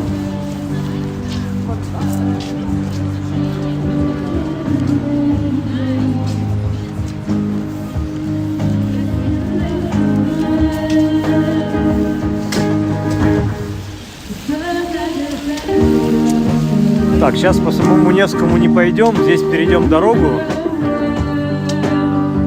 пройдемся до Банковского моста.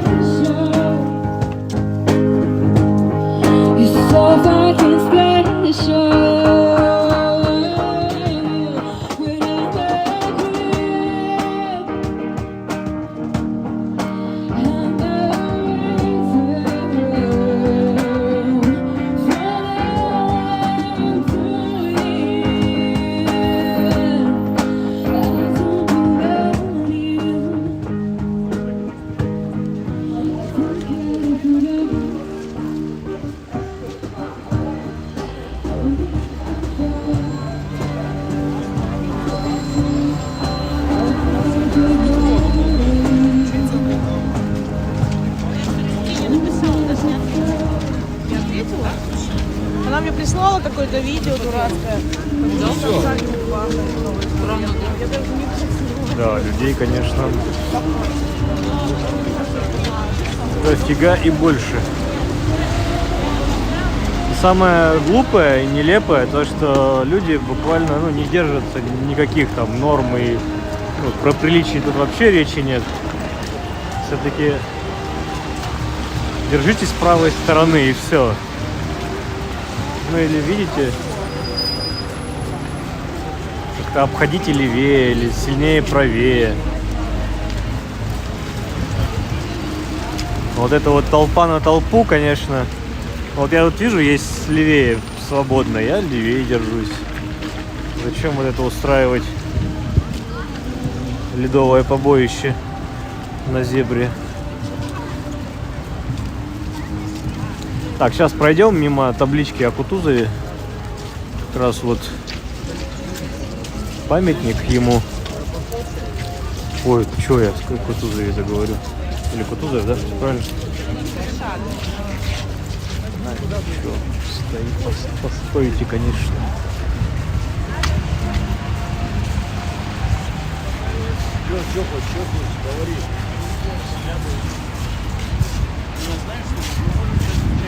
Фельдмаршал князь Кутузов Смоленский.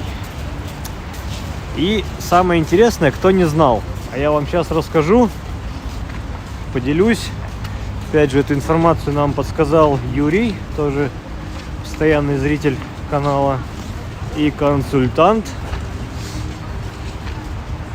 Но помимо вот этих двух памятников, Барклаю де Толли и Кутузову, здесь предполагалось, видите, еще подстаментик, такая пяточка стоит. И точно такая же есть на противоположной стороне этой дуги. Здесь должны были быть святые Петр и Павел, но что-то не случилось. Надо? Я там был уже много раз. Ну, пойдем? Ты кивай, да, кстати, нет-то. Ну, хочешь, говори, да.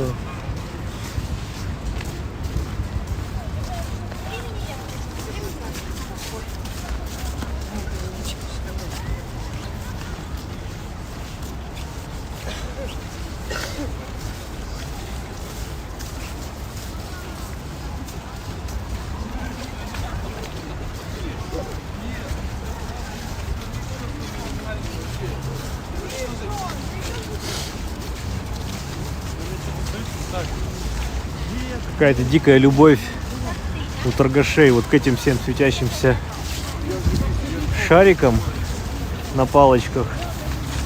Не знаю, уже много-много лет, и эта мода никак не пройдет. Но, видимо, из-за того, что дети, все дети маленькие любят все светящееся и мигающееся, поэтому родители просто вынуждены им это покупать.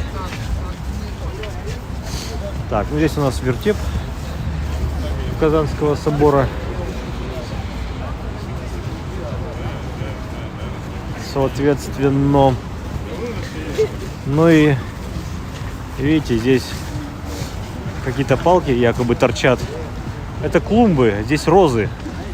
Это клумбы с розами. А то, что тут по газонам не ходить, как бы это мало кого останавливает. Да, снегом припорошило, и все, и нормально, и можно. А на купол, кстати, Казанского собора проецируется икона. Чуть-чуть.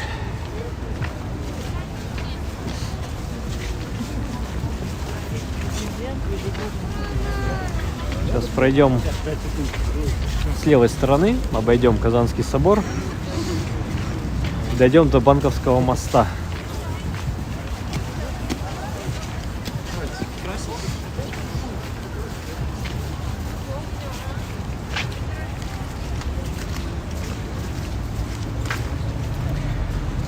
По Невскому сейчас не пойдем. Поведу вас по не совсем традиционным маршрутам. Потому что, как вы могли уже убедиться, по Невскому и так очень много людей. И вы и так и уже все Невский много-много раз видели, слышали, сами хаживали.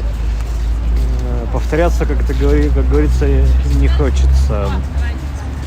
Будем ходить вокруг.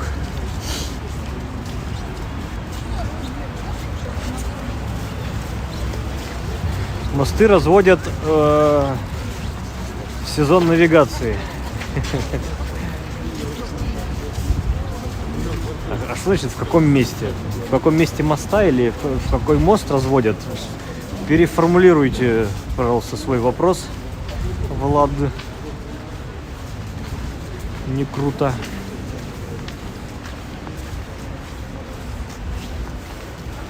Вот Олеся, я поддерживаю, да. Их не в каком месте, а в какое время.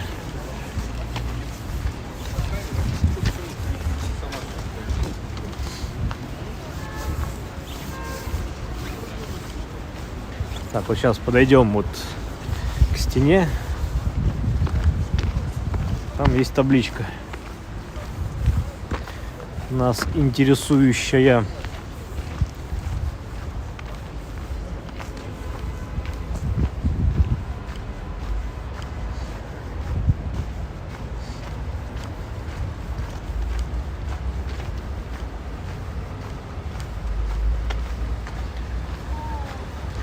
Надеюсь, у нас удастся прочитать ее.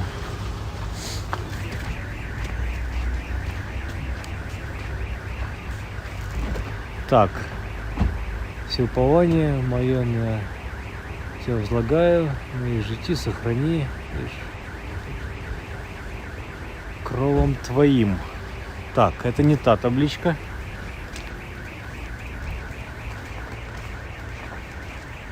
Идем дальше. Так, в Казанском соборе есть кафе. Желающие перекусить могут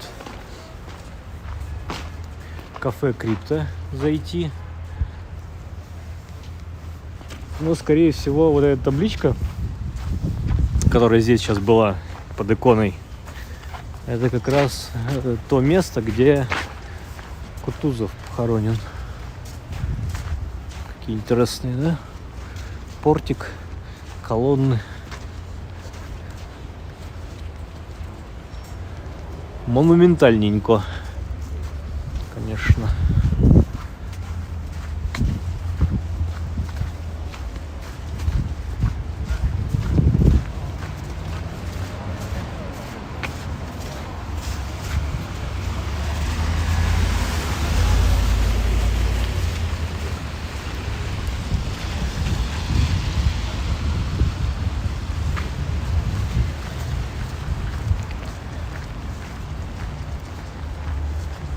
Такой нетипичный, кстати, вид на Казанский собор с этой стороны все ведь привыкли его видеть с Невского проспекта. Ну вот вам покажу, какой он с тыла.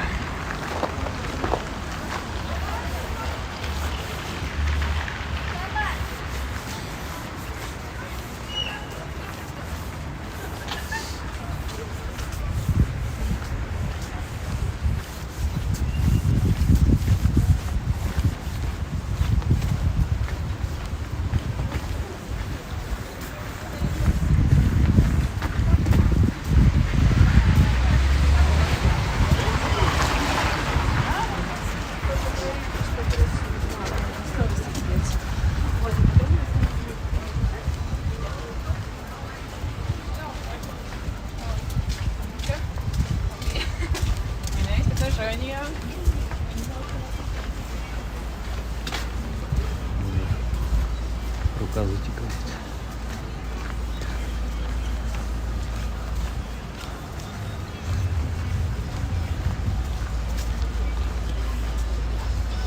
Так, кого вы там все зазываете-то на стрим? Признавайтесь, кто вы и откуда.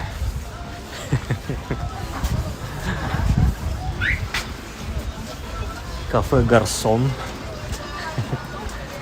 Хорошее название.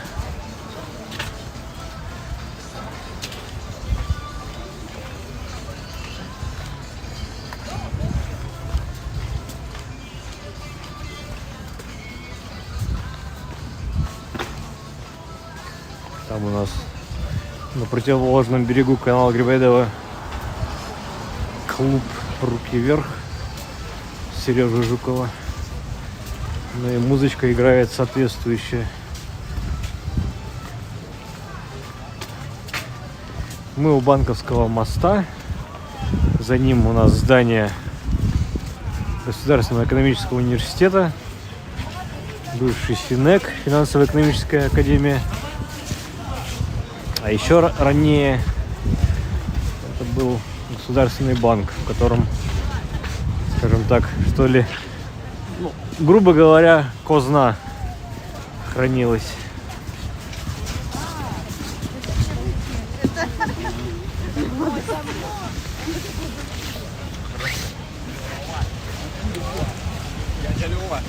Абсолютно бесцеремонные товарищи.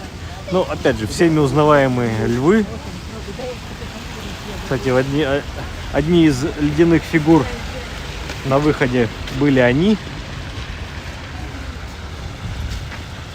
Мост тоже деревянный, металлическо-деревянный.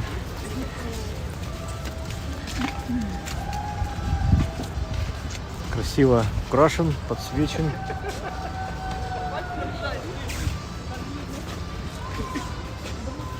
Ну и над каналом Грибоедова всякие такие светящиеся штуки.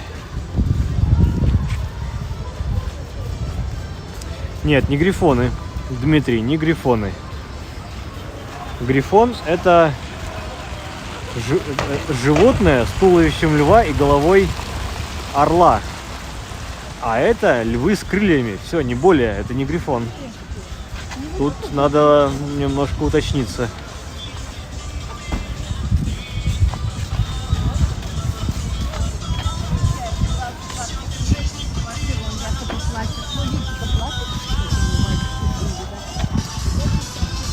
Ох, любителям попсятины, конечно, вот можно сходить сюда.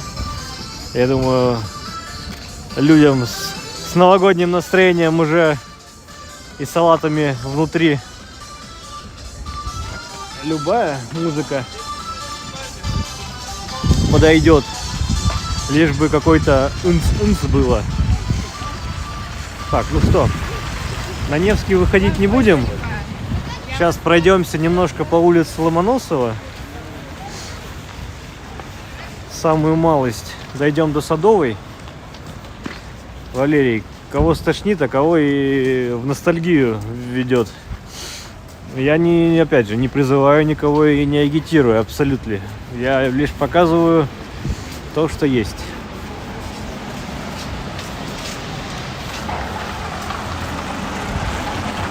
Да, попсятине рознь, согласен.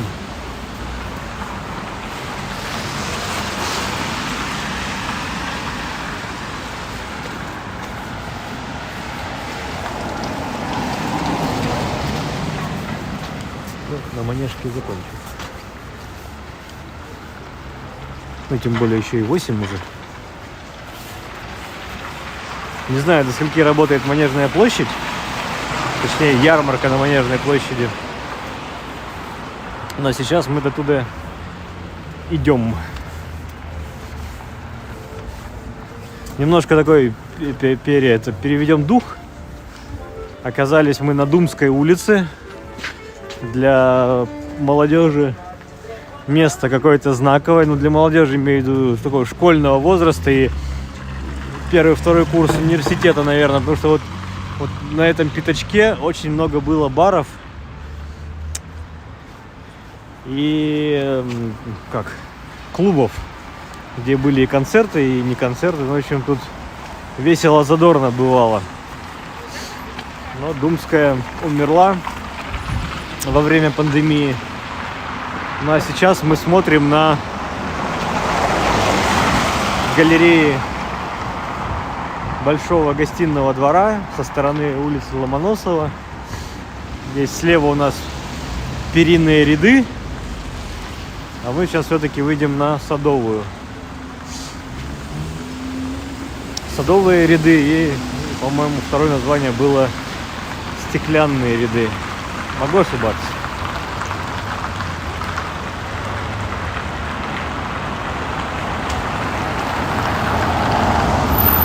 Так, вы пишете, что подмораживает. Завтра будет каток на улицах. Каток уже подморозило. И местами прямо дикий каток. Так что человеческие ноги... Так, давайте зайдем под крышу. Человеческие ноги в таком количестве добавляют катку гладкости.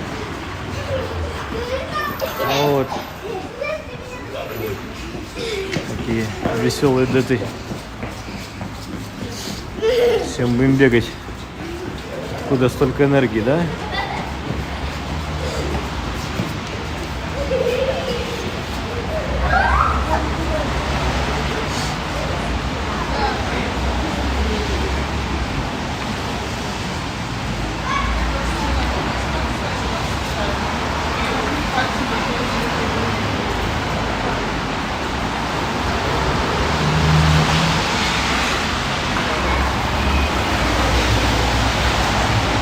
Большой гостиный двор работает до 10 вечера.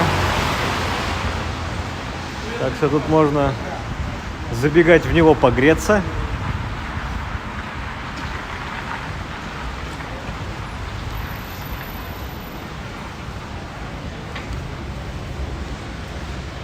Да. Ну, 23-й год это все равно все время пандемии. Его душили, и вот все-таки додушили.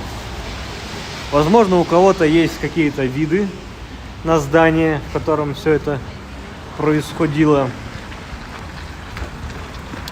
Поэтому будем посмотреть, чего. Увидим, узнаем.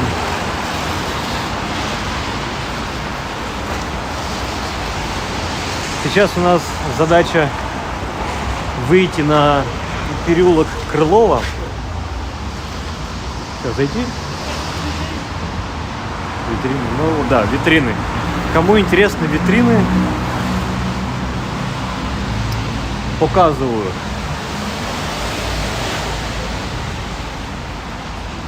Интересного-то как бы, наверное,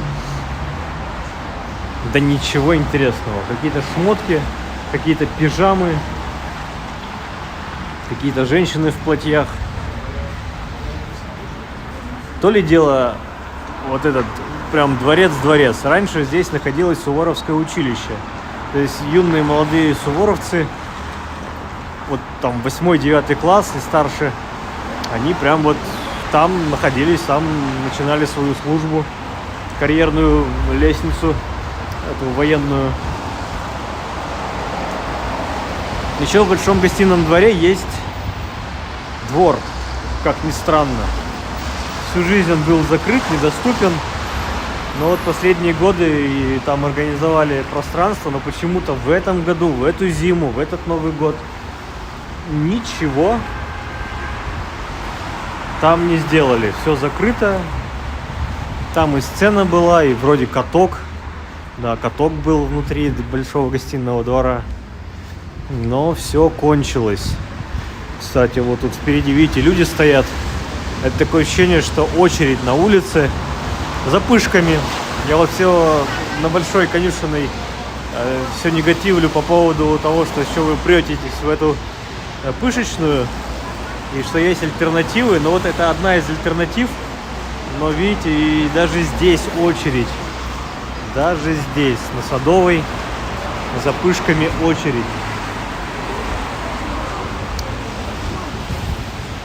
Там не шумно? Так, сейчас мы уже подойдем. Да, Витас Суворовское училище было, но сейчас уже нет. Там все стало очень плохо внутри. Там рушилось перекрытие, отваливалась штукатурка, там что-то совсем все плохо. И молодых суворовцев перевели. Что сейчас в училище делается, я не знаю. С внешней стороны все красиво, все чинно, благородно, а вот как внутри, непонятно. Мы сейчас идем здесь, в этот переулочек, переулок Крылова. Здесь Крылов, басенник, жил в этом доме. А желтое здание впереди — это Александринка, Александринский театр. Сейчас мы к нему подойдем, пройдем через Катькин сад, вернемся на Невский.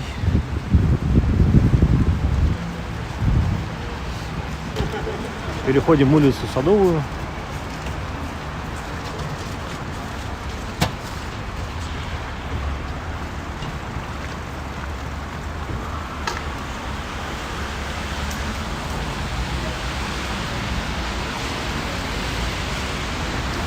Так, Олеся. Куда это вы там все ушли? И зачем?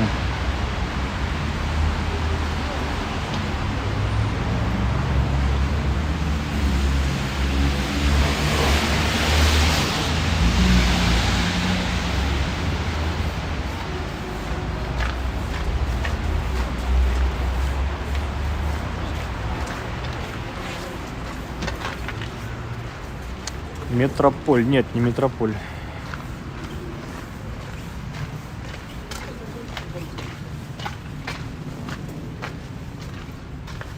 Потом.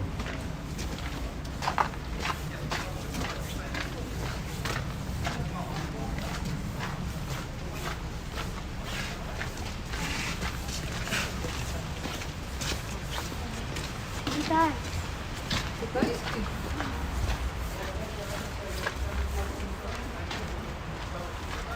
Сейчас кассационный суд. Ничего себе. Кассации подают. Жалобы на жалобы.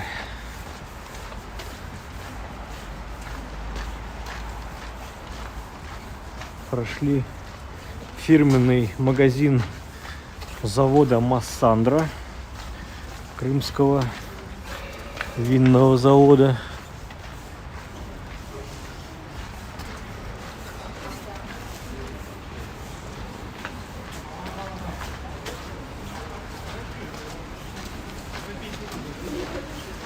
Кто там? Кто куда ушел? Игорь обиделся. И эта компания. Так, расскажите мне, на что или на кого обиделся Игорь? Догадайся, сестра. Ламихов? Нет. Просто Игорь. Вот мы подошли к Александринскому театру. Александринка, по-простому в народе.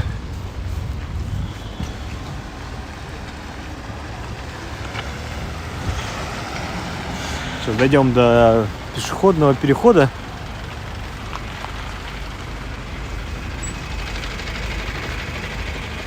И по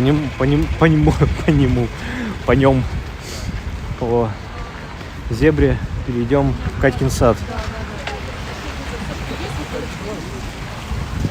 Люди выходят. Возможно, была какая-то постановка. Щелкунчик. 2-5 января. Театр балета имени Леонида Якобсона. Или Якобсона. Тут как-то кому как удобней и родней, конечно же.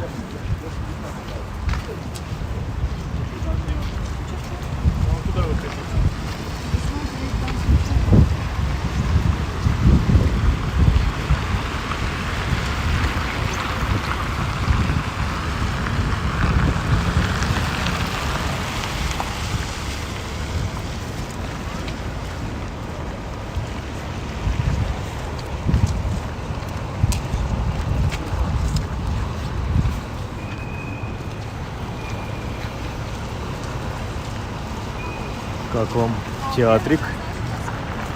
Считаю, что красивенько.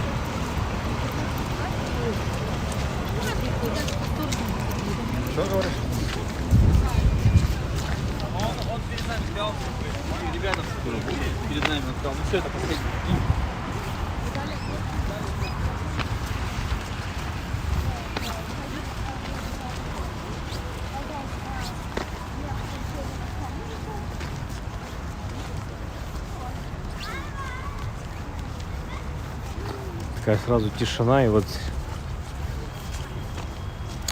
заметьте для себя, вот мы сейчас подойдем к Невскому проспекту, к дороге, насколько там будет шум и гам. А вот буквально тут 100 метров до него. Памятник Екатерины Великой.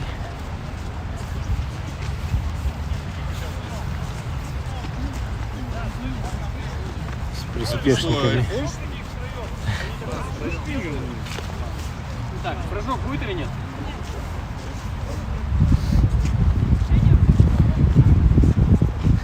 Кто говорит с приспешниками, кто говорит с фаворитами, кто говорит с единомышленниками. Ну, как бы там ни было.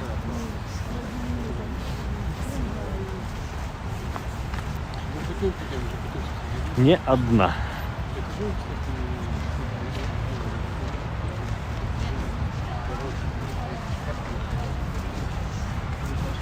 И даже девушка есть среди них, вот сейчас прямо по кадру.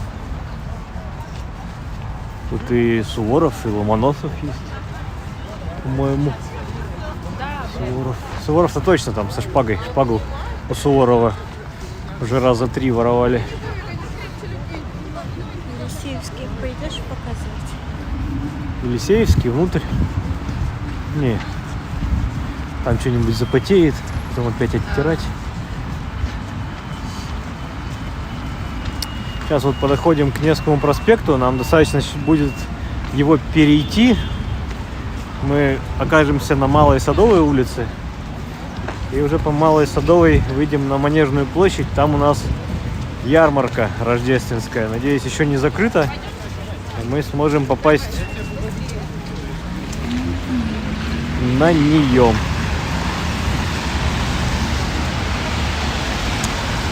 Магазин купцов Елисеевых. Это громадная. Там есть ресторан, там есть кафе. Ресторан на 2-м этаже, там можно по лесенке подняться. Можно спуститься, опять же, по лесенке в подвал. Вот дойти до конца. И вот у этого окна левого есть лестница вниз. Там кафешка. Знаете, пользуйтесь.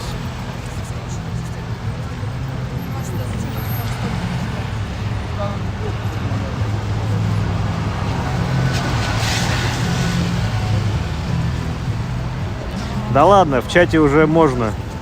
Уже можно все. Уже все было.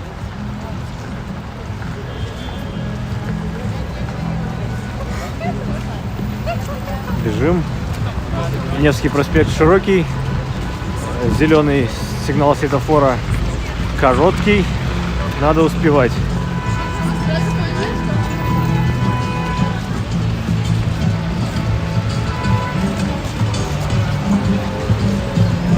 Так, очередные уличные музыканты.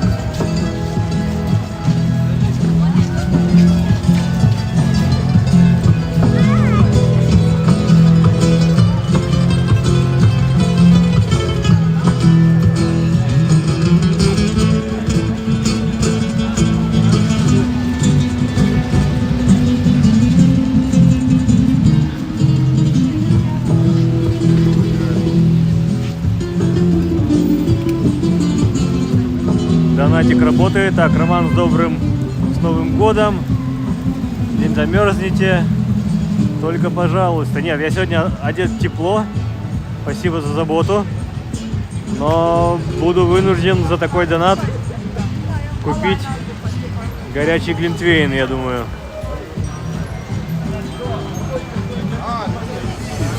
На Исаакиевской, правда, красиво. Мы там уже и гуливали, и бывали. Но сегодня нас до туда уже ноги не донесут, к сожалению. Ну и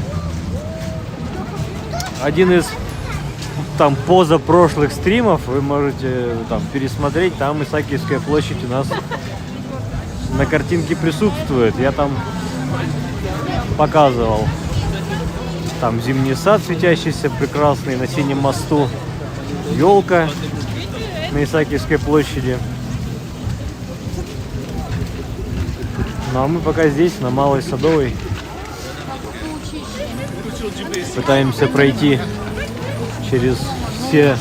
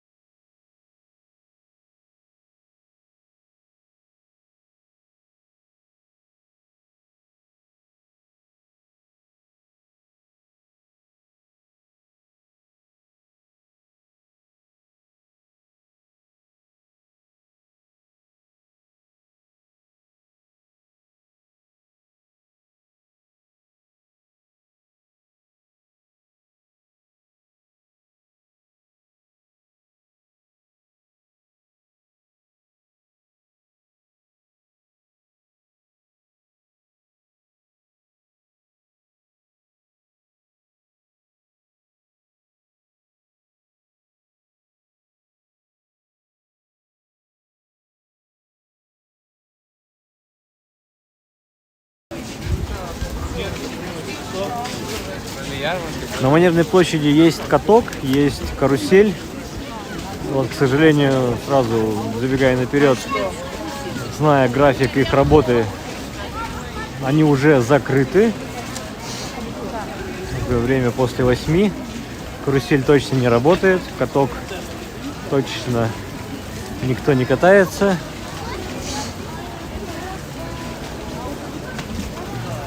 Но остается только вот зона ярмарочная и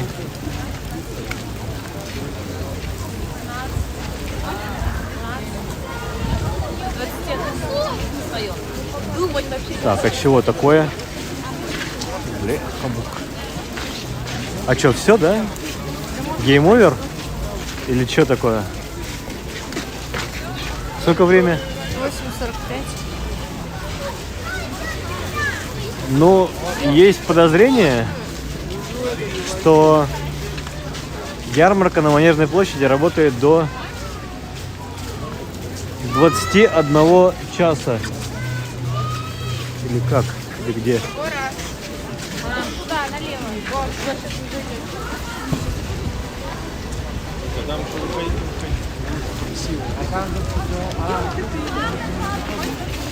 Пойдем туда.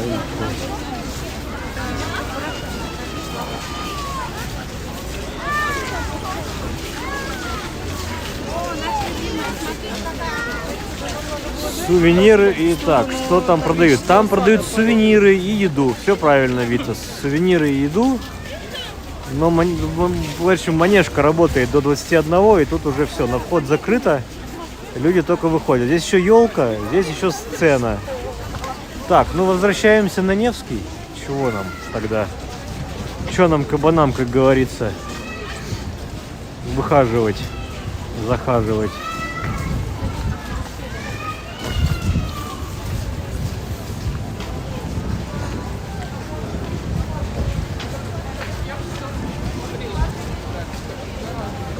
Сейчас умудримся Сейчас дойдем до перекрестка Садовой. Напомню, мы на Малой Садовой улице. А в Петербурге же у нас все по традиции малое и большое. В крайнем случае еще что-то среднее бывает, но тут так. Васильевский остров любит отличаться. Маша, добрый вечер. Да, Мария, здравствуйте. Стрим-то мы уже почти готовы закончить. Уже и так немало пройдено. Вот там на Манежной площади продают по большому счету все то же самое, что и здесь. Только там еще есть горячая еда. Вот что-то тут всякое вязаное, шмязаное. Всякое варежки, шварежки, свитера, шмитера. Здесь тоже опять варежки поехали. И здесь тоже опять что-то такое. Фигурки глиняные новогодние. Про костюмы спрашивают. Давайте, может, поближе вам покажу. Хотелось бы такого прям вау.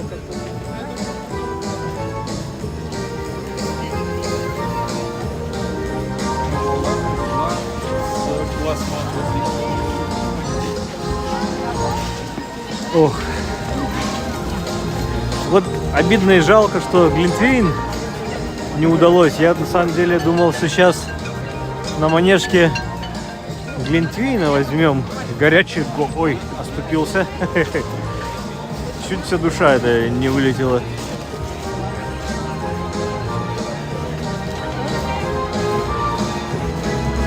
А я так смотрю на прохожих, и все со стаканчиками, у всех порог идет. Все горяченьким балуются. Здесь на Малой Садовой у нас памятник фотографу. Напомню, здесь неподалеку была мастерская Карла Булы. Вы меня спросите, кто такой Карл Булла? А это придворный, можно сказать, фотограф. Еще до революции при царях держал фотомастерскую, и очень много фотографий придворных было сделано им. Ну и, конечно же, у него была, так как здесь мастерская, все приходились к нему, ну, кто имел денежки. Удовольствие было не из дешевых, фотографировались. Итак,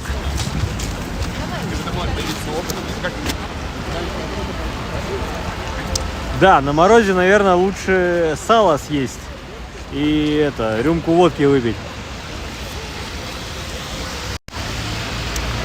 Друзья, дорогие мои, это первый стрим, который у нас случился в 25-м году.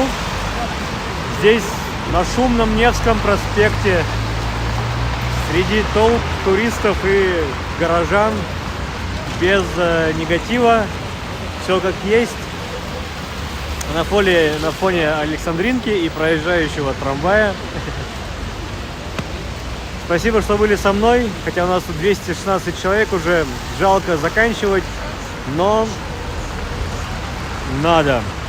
Увидимся в скорости, увидимся в радости. Всем спасибо, всем пока.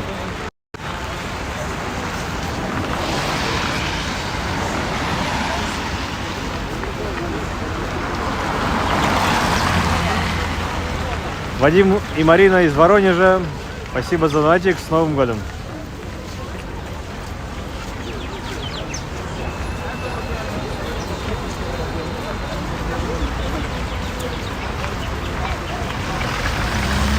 Блин, у вас столько на канале, сейчас на стриме, что мне жалко стрим заканчивать.